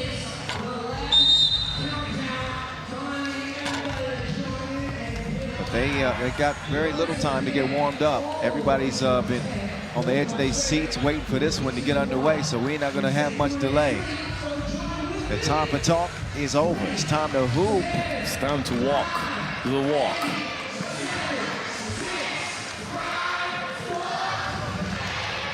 Countdown is over. Game on. The men's final coming at you from OCBC Square here in Singapore, the Lions Den here in the Lion City. Australia, China for it all. Jump, hook. Dylan Stipe picking up where he left off, getting buckets. That's a matchup that the Chinese want for sure down low. Oh, good hands, Antonio. That's it. Antonio, he's the sharpshooter on his team. Oh, Dylan Stipe got caught walking. But here's that spin move and the great recovery defense from Antonio.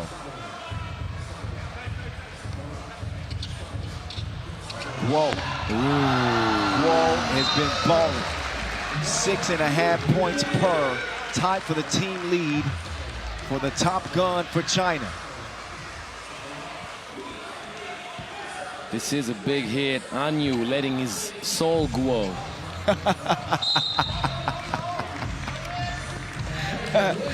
Lazar, that is. That's Angelo Sakarakis. Lazar with the bar on the voice of 3x3, Kyle Montgomery.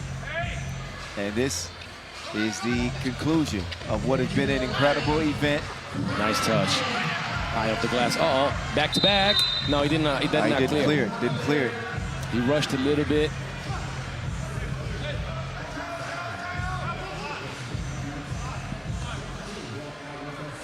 Two-two start. Barker up top. Stipe working on Zhao. That's what happens when an unstoppable force meets an immovable object. That's a good description of that matchup for sure. That is a wash indeed. So they'll get reset up top and go again. Barker. He will blow the crib. Rebound goes to Yang Pan. Xian. 2. Yan inside. Oh, you got to finish that. And Peng Yan has put together a great tournament. Now it's his turn to get some bruises. And a shove in the back. Defensive foul on China. Second.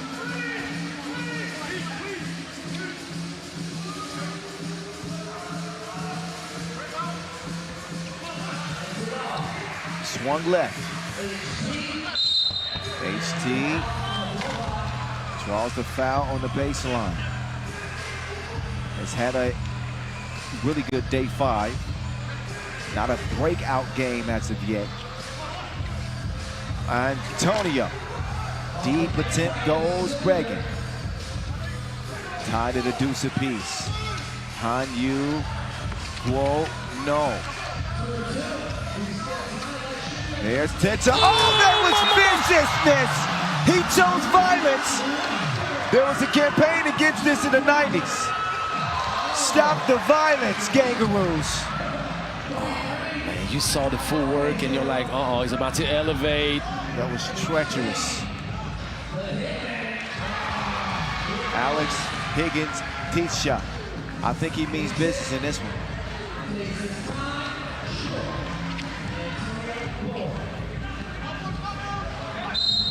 And a step on the baseline. But I'll tell you, I ain't seen a flush this nasty since the porta potty. Oh, so technical foul directly. Technical foul on both players. Tatsuo Nagoshi not trying to play around. There was no conversation, no warnings given. If you want to act up, get teed up. I missed it. I was too busy watching that replay. But yeah, Alexander Rossiol, Tatsuo Nagoshi officiating this one. There's Antonio, more than just a shooter. He can get to the rim, as you just saw. Pinyan hands it off. Foul on the floor. That is the second on the Kangaroos. We just saw the women win their third straight and fifth overall title here at the Asia Cup. Men trying to go back-to-back and win their fifth.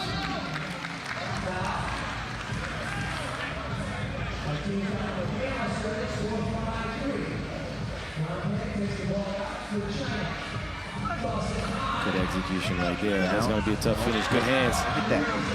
His elbows extend. Oh, he's going to work, isn't he? The length is ridiculous. So maybe this is the breakout game for Alex Higgins Ticha. Stite attacking. He can't get the tip. He does continue the effort.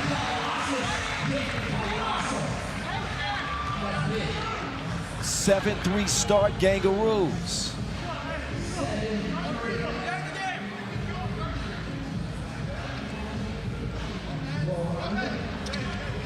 Last year for the nice China. take. Oh, beautiful. Pinyan, great body control. Oh yeah, but the switch of hands was necessary. He was about to get pancaked on the glass by Stith, so you better make sure that you protect yourself using that rim. So you asked about China's standing at the Asia Cup, having ever played in the title game. It hasn't happened. Talk to me. But they have earned third place twice, 2019 and 2022. So they've been familiar with the semis. First time in this position. All right.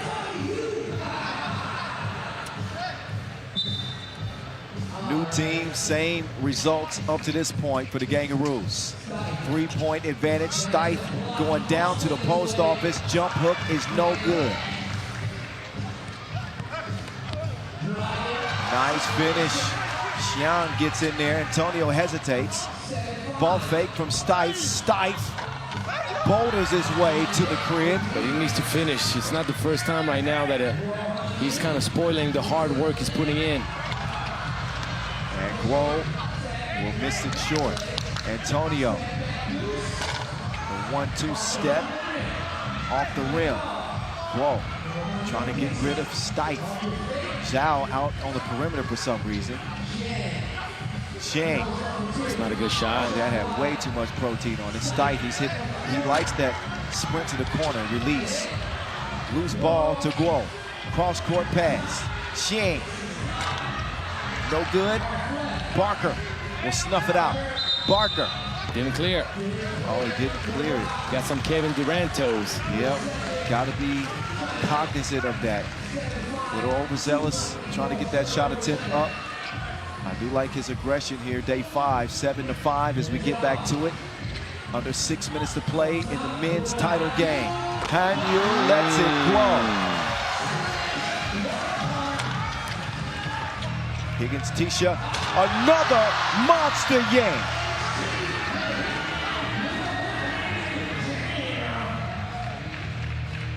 Whoa, from the logo, not happening. Teacher, now from long range, you better believe it. This kid is good as grandma's cookies. You know what happened, Juan? He got left alone because there was little belief that he was capable of knocking down that two-point shot. They have not done their scouting report. If you watch this Australian team, at least 3 of their 4 at the Champions Cup, then you got a glimpse of stuff like that. The athleticism. But what about that? And also the versatility. Yep. Which is what they possess. And right now they possess a 3-point advantage pending this trip to the line from Hanyu Guo. Guo has not shot the ball well from the free throw line all tournament long. Oh, Barker, he crossed himself up. Ankle break. And now Higgins Titsa, he gets tripped up. Nice move. If he could have completed it.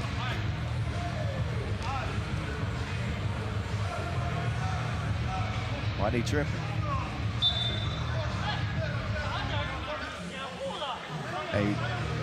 I guess coaching warning for yellow. I guess that's what it is. It seemed like the warning was. Just don't do it again. Otherwise, it's a technical. 5 minutes exactly left. AHT Scoop-de-doo. He's the man of the hour right now for Team Australia. He's got the joystick in his hand. He's controlling this game. 4-point advantage. Xi'an couldn't even see the rim. You can't see me is what he says as he drains that one. 11-9. China refused to go away despite a hot start for the Kangaroos. I mean, you cannot contest that shot any better.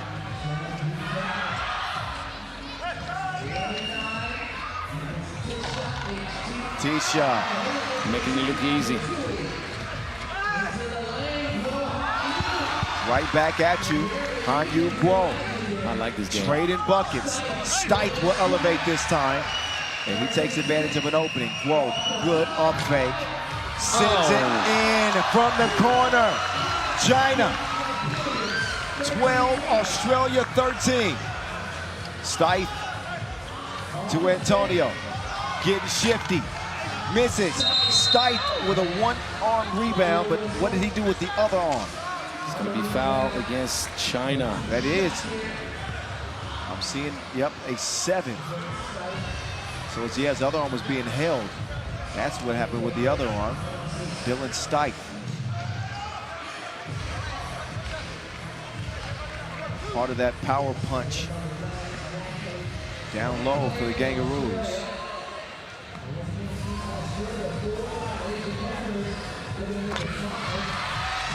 How about the soft touch from the Aussie big man on the free throw line? Dylan Stike been the leading bucket getter. 6.5 points per game on this Kangaroo team. He is too strong on the second one. Up top, Jan gives it up. Oh, Zhao. Double shots coming from China. Dead even. Alex Higgins Tisha rolls off the iron that time. Ping Yan got the step, drive, kick. Zhao. No legs. Nope. Zhao gets it back, up fake, gets it up and in. Pass Higgins Tisha. Pressure defense on the perimeter. Barker on the drive. Ooh, that's a travel. He did the electric slide. And the crowd is in it. The Chinese contingent trying to send some energy to their team's way. 3:28 to go. We have a great game, Kyle. Great game.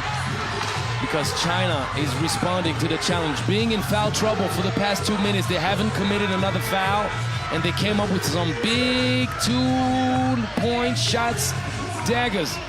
We're seeing the replay right here. The amazing trajectory to burn the net up right here. Even with the contest, that was a huge bucket to give some life back to the Chinese squad. And now China has the ball to potentially pull away a little bit more. Great numbers for China, who have shot it at 30% from beyond the 2-point arc, 65% inside. Yeah. And they have really had some connectivity from beyond that two-point arc in this one. And the reason that they are in front 15-14, 3:28 to go. Now what the Kangaroos do have in their favor is the fact that they got 2 fouls to give. China is in the penalty. But the Kangaroos in need of a chance to compose themselves as China. That Barker didn't give a clean check. Right?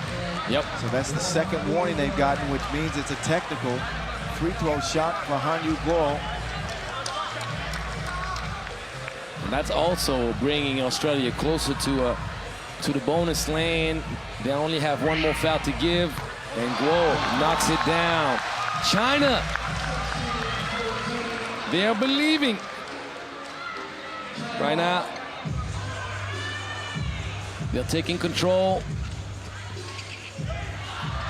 Oh, that's a good rush. Not happening. We cannot afford to foul. Oh, AHT. Switch your hands, the sweetness with the left. Oh, no good. Shot, yes. count it. It is a foul, hit on the head. You'll see it on the replay. Higgins' T-shirt dropping the arm. You'll see it right here. It's the body bump. The body bump made the arm drop a little bit. You see right here on the head, no questions about it. Zhao with a performance that would make Yao proud, representing China. And at the line, 17-15. That one too strong. Big offensive rebound, big. Ping Yan with that board. He will be run off the two-point arc, takes his time on the Euro step, does not score it, stays separated by 2 points. That's just one possession. That can be taken away with one stroke. And there it is, Antonio, right on time. Dead even, 17 all. You see the subtlety of this game, Kyle? Peñon with the layup that seemed to be pretty easy. He had done the hardest part. He went all the way to the cup. He had the composure and the separation. He misses right after this. Instead of being up 3, now it's a tied up game with the long range dagger from Antonio finally coming into his own. But you know what the difference is for Antonio? What's that? He's not trying to sidestep his way to a shot. He's taking the shot without making it harder on himself than he needs to be. I can appreciate that he shot that so cool. Yeah, so confidence. calm. Hey, he's a shooter, man. He's a shooter. Shooters shoot, Kyle. Shooters shoot. Ball back over to the Kangaroos. 2:45 to go in this one.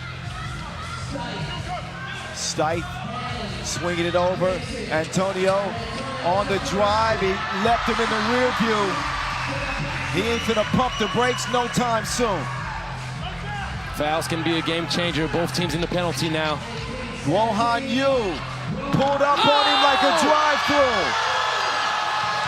Insane! 19-18. Guo. China could take the game away. Crossover. Hanyu missed it. Rebound to Stipe. This is for it all. Stipe misses the rebound. Recovered by China. Oh, stolen. Antonio. Oh, delivered, mishandled. Australia recovers, man, luckily. Australia recovers, luckily. AHT took his hands off of it. Here's that pull-up off the glass. Guo Hanyu. You Guo boy. We've witnessed history all tournament long. Teams coming out of the blue and putting their names to the history books. Can China do the same? Antonio. Alex Higgins, Tisha in. We are deadlocked, tied up, 19 all. A 2-ball would win it. That won't do it. It's not a good shot. You don't have to have a 2 here with 1:30 to play. Stipe steps back, double pump, and he's fouled. It is a foul. You got to give landing space to the man. You got to give landing space. I'm trying to tell us. Fouled. He doesn't get the landing space, and the game will now come down to this. You got the technical foul as well. That means that it's a potential 3-point chance You'll see the landing space right here. Look, he's jumping. You can't get in his legs like this. Don't even discuss it. I don't even know why players get mad on those calls, Kyle. I don't even know why they get mad. The foul is there. I don't disagree at all. Antonio will knock down the first. That was the technical free throw. Now Stipe shooting 2. They won a medal at the Champions Cup with Stipe on the line.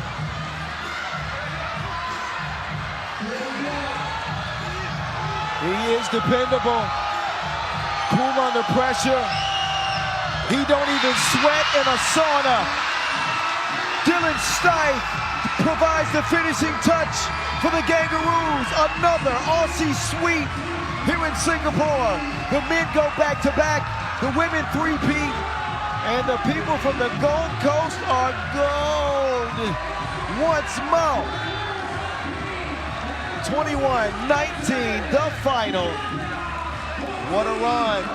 What a run to get it done.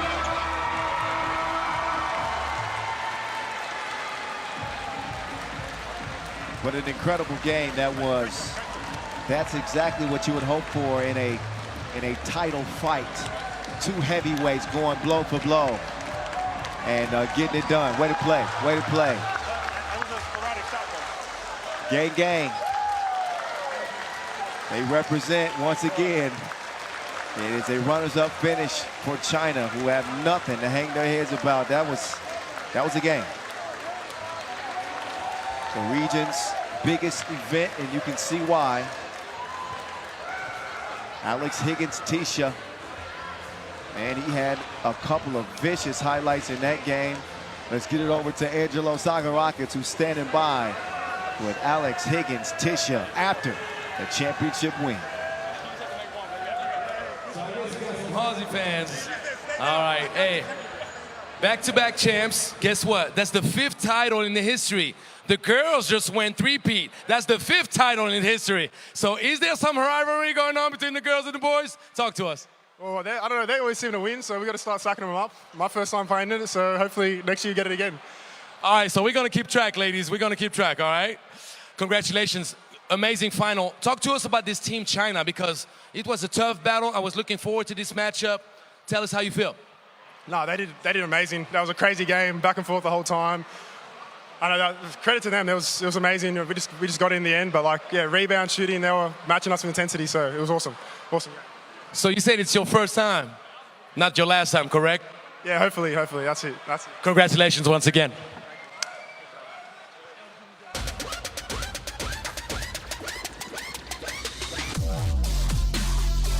Well, their celebration is about to begin. An Aussie sweep and an absolute shootout, a fight, a battle, a scrap with China to emerge victorious. Bad foul late that put Dylan Stipe on the line, and he's as clutch as they come on the line.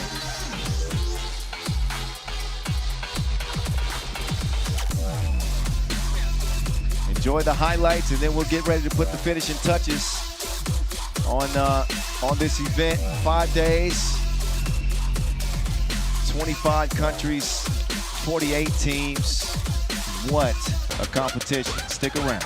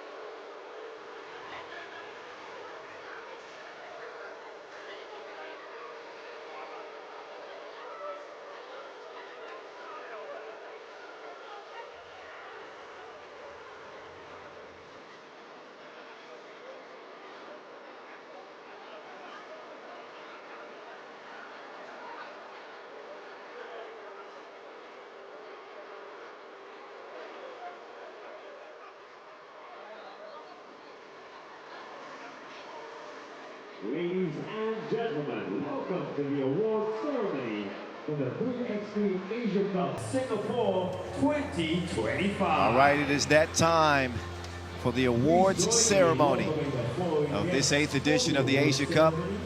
See the beautiful skyline here in Singapore. Ferris wheel and Marina Bay Sands Hotel. 5 days of competition, action-packed, and the stakes only got bigger and bigger as we went on, and the performances lived up.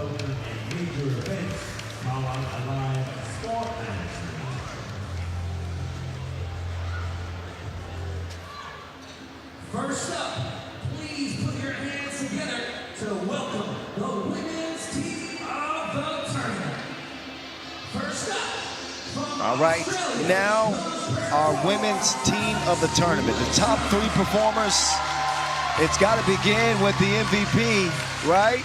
Of course, Allie Wilson, MVP again, back to back, getting it done. Number 3 in Japan, so dangerous. Takahashi.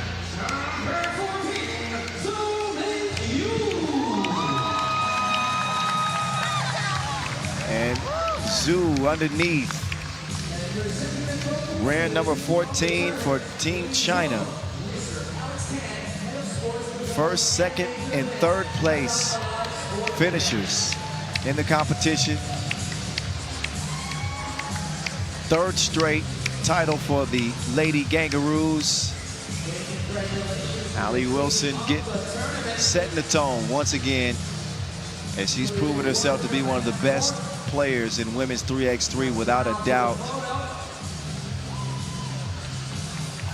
So the women watch the men just claim the title.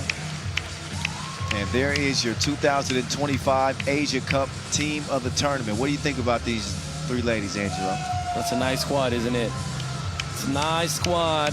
What I think is they're all deserving, obviously. And at the end of the day, when you have to choose only 3 ladies and you have such a prestigious plateau of talented and deserving women that's competed to the best of their abilities.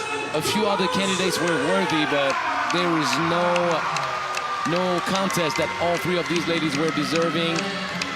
Alex Wilson, MVP. Look at that. She's looking like she just went on a sweep at the Grammys. Right. Don't worry, we're not going to make you make a speech. Just smile for the camera.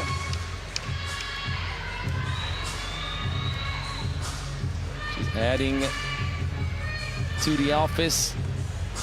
You know, she can put a big flex on the Zoom calls. She just puts right behind the chair all the trophies at the Asia Cup. I told you. Telling you. She got more plaques than your dentist. There's another and another. Alex Wilson, AKA Willie.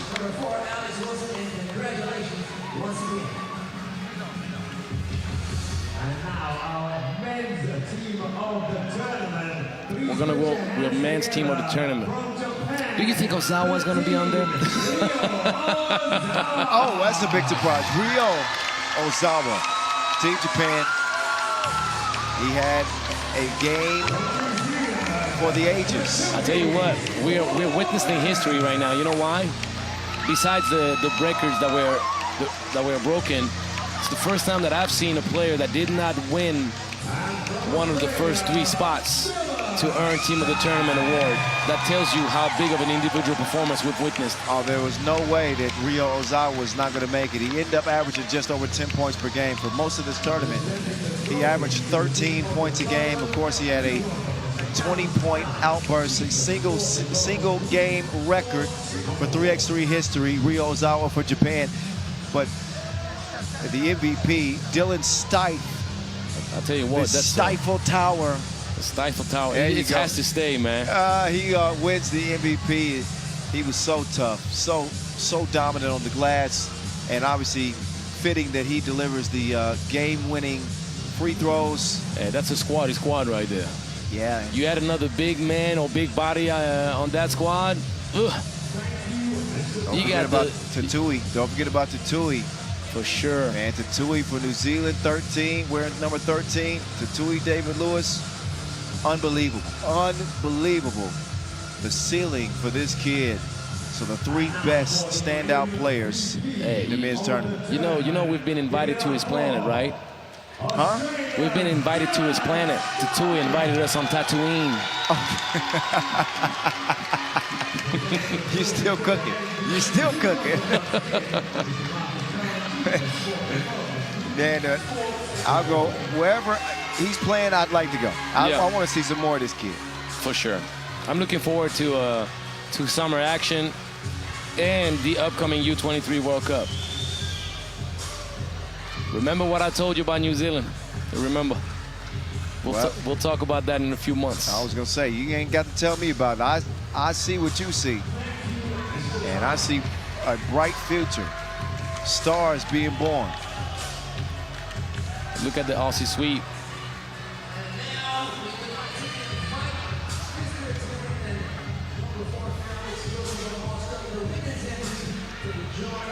Dylan Stike made his big impact at the Champions Cup about a week ago and carried over that play to the Asia Cup here in Singapore. Here 2 tournament MVPs and nothing but gold. Asia Cup champs. 10 combined. The trophy cabinet is running out of space. Thank you so much to our MVPs.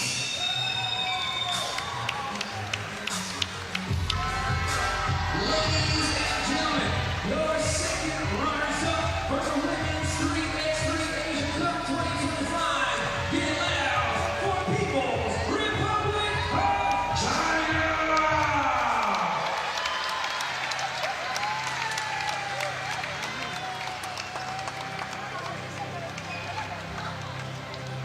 Once again, ladies and gentlemen, give it up for your second runners-up of the Women's 3x3 Asia Cup 2025. Give it up. All right, second place, runners-up. The Republic of China, who were undefeated until their final 10-minute sprint. Really put on a performance that they can be proud of and that they can build upon.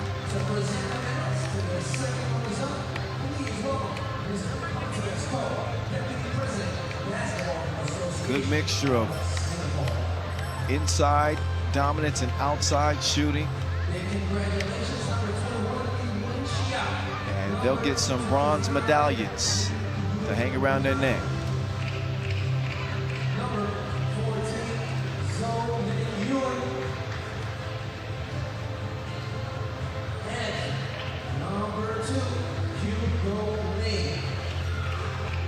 Once again, y'all, your second runners-up, People's Republic of China.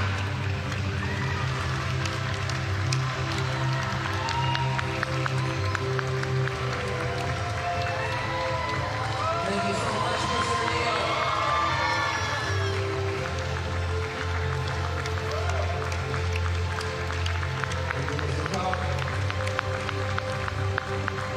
Give it up once again for your Third place, second runners-up. Republic of China.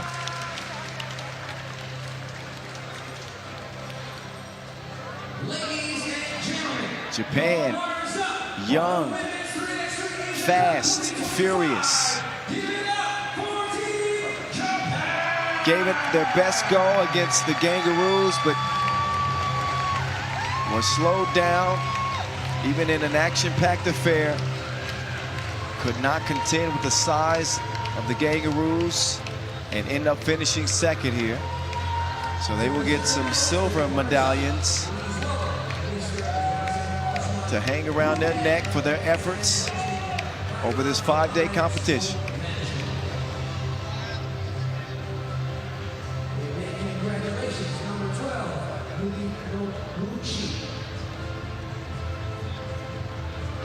Congratulations, number 5,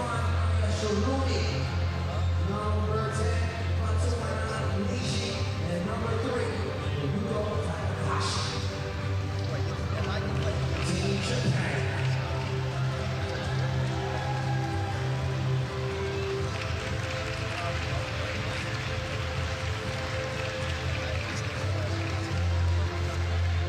Thank you so much, Mr. Announcement.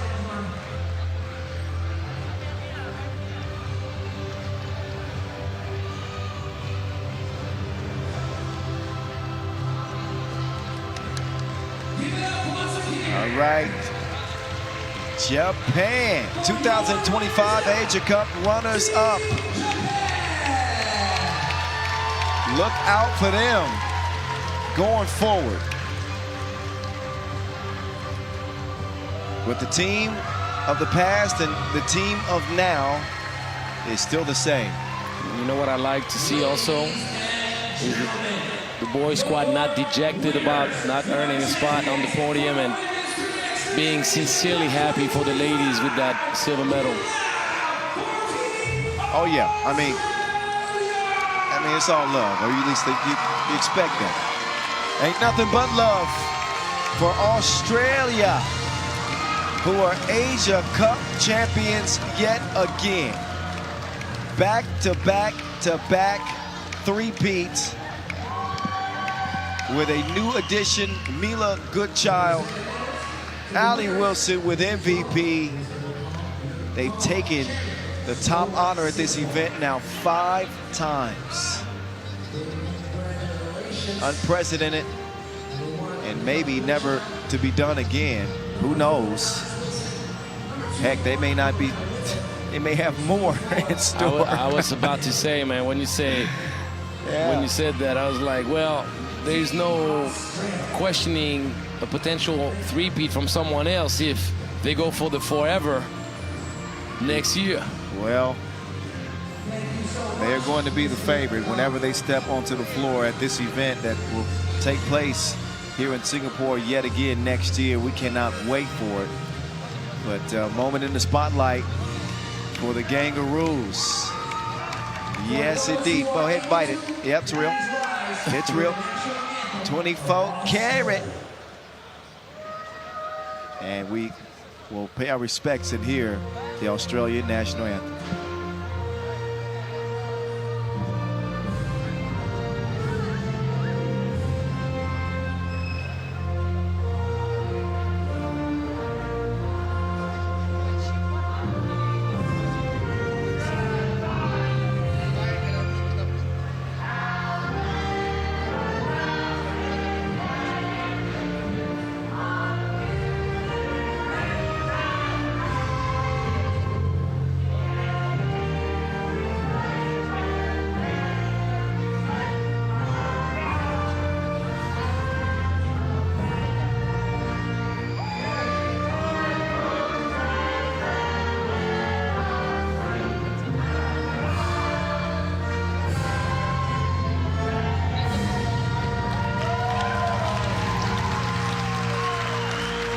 Bailey was screaming so much in the back, she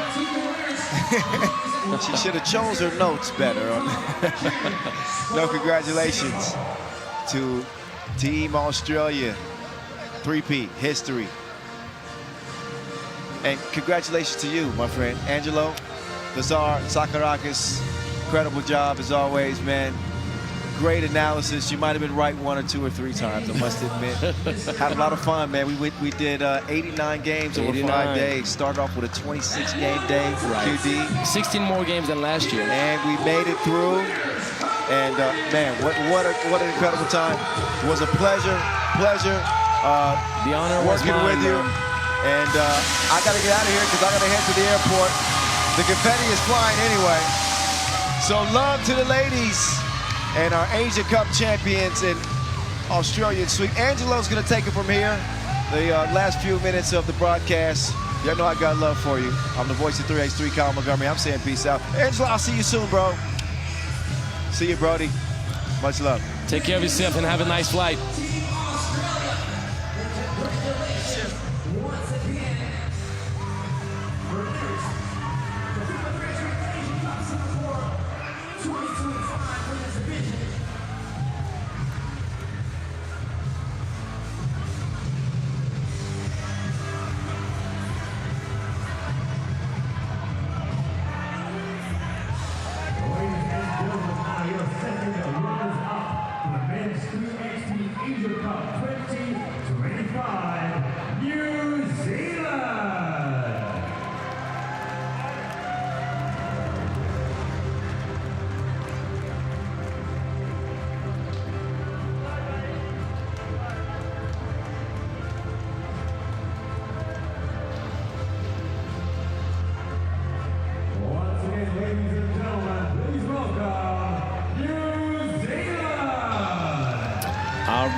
All right. You heard the man, the one and only Kyle Montgomery. I'm going to finish up the day with you guys on my own. I feel like an orphan. Kyle, come back. No, but it's all love. The man has to go to the airport. We're not going to deny him that. I hope you enjoyed the event in our company, guys. New Zealand bronze medalist. So many things to say about those kids. Remember the names, remember the faces. Obviously, we're going to see them again, and they have a big schedule ahead of them this year. They got the Nations League, they got the U23 World Cup, and I personally have high expectations for this young squad. You don't come out and earn a bronze medal at the Asia Cup if it's not to sustain such success in your age group later on during the year. So let's keep an eye out. Let's pay attention to the next step for the young bucks. Look at those smiles, and Lewis, silly boy. You better, next time I have you on an interview, Lewis, you better give me more than 3 words answer, or I'm going to talk to Coach about this. I'm talking to Coach for sure.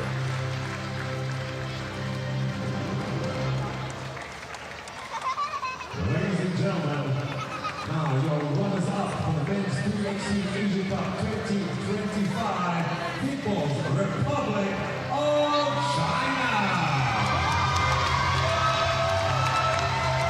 And the silver medalist, China. Very deserving. The boys gave us a great final. They went back and forth. They had some great outside shooting. They played tough, guys. They played real tough.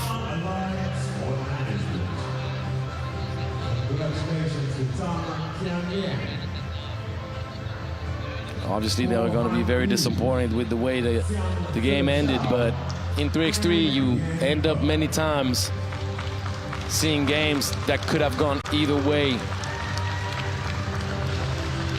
What a great tournament. And don't forget, this is the first time ever that Team China has reached the final and earned the silver. So congratulations and good luck for the rest. We'll see them again. You'll know that for sure.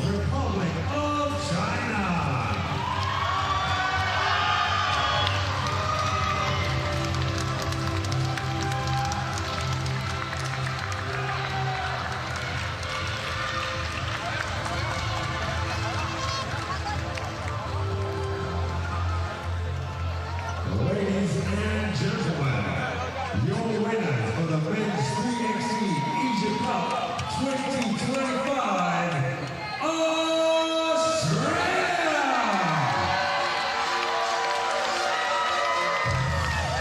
And the Aussies.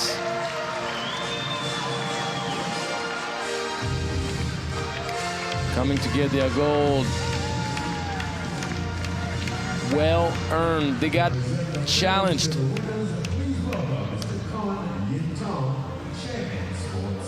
They lost the game. They did not finish pool action top seed.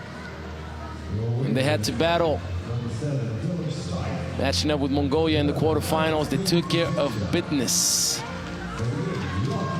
And you could tell, having lost the game in pool action, gave them the electric shock they needed to step up to the plate, ready to go during the knockout round.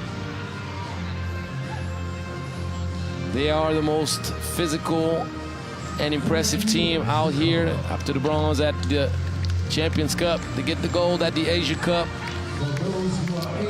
Back-to-back champions, the continuity for that Aussie program. And looking forward to see what comes in the future. Let's listen to the anthem.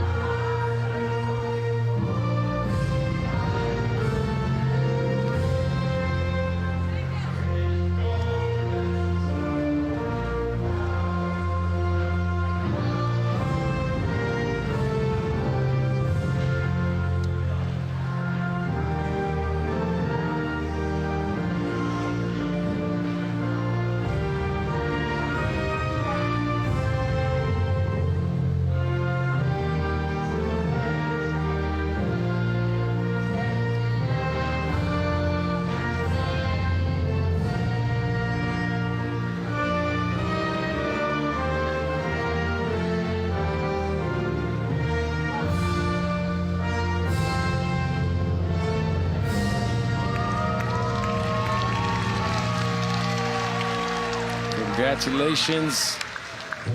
Pretty sure we're gonna have a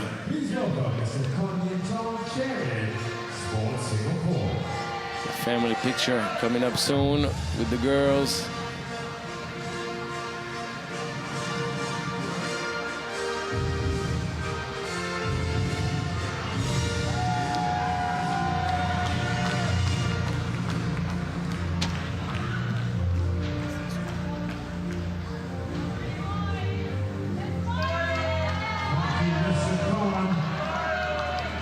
Kangaroos with the kangaroo. Congratulations, fellas.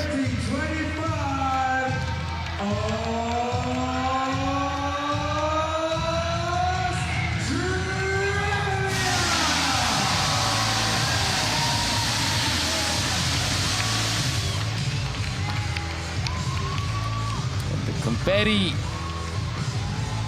up high. We have some nice pictures.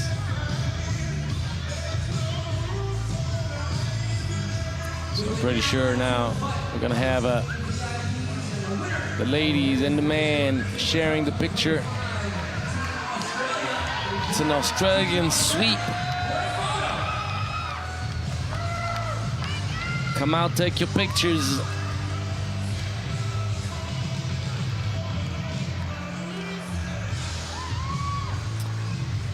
So as we're seeing the last moment of the award ceremony, I want to thank everybody that's followed the broadcast live during the whole week. It's been a long week with all of you, my friends.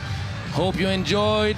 We surely did with Kyle. He's gone now, and I'm the only one left.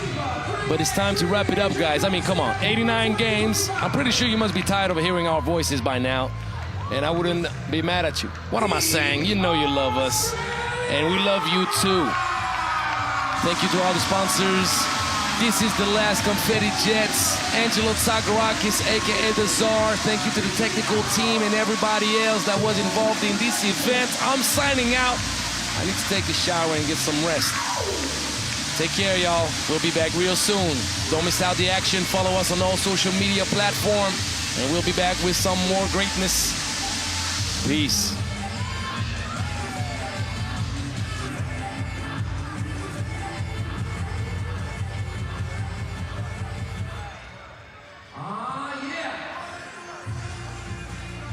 And that wraps up the FIBA 3x3 Asian Cup Singapore 2025. We started with 48 teams. We got our last two teams standing. What a journey.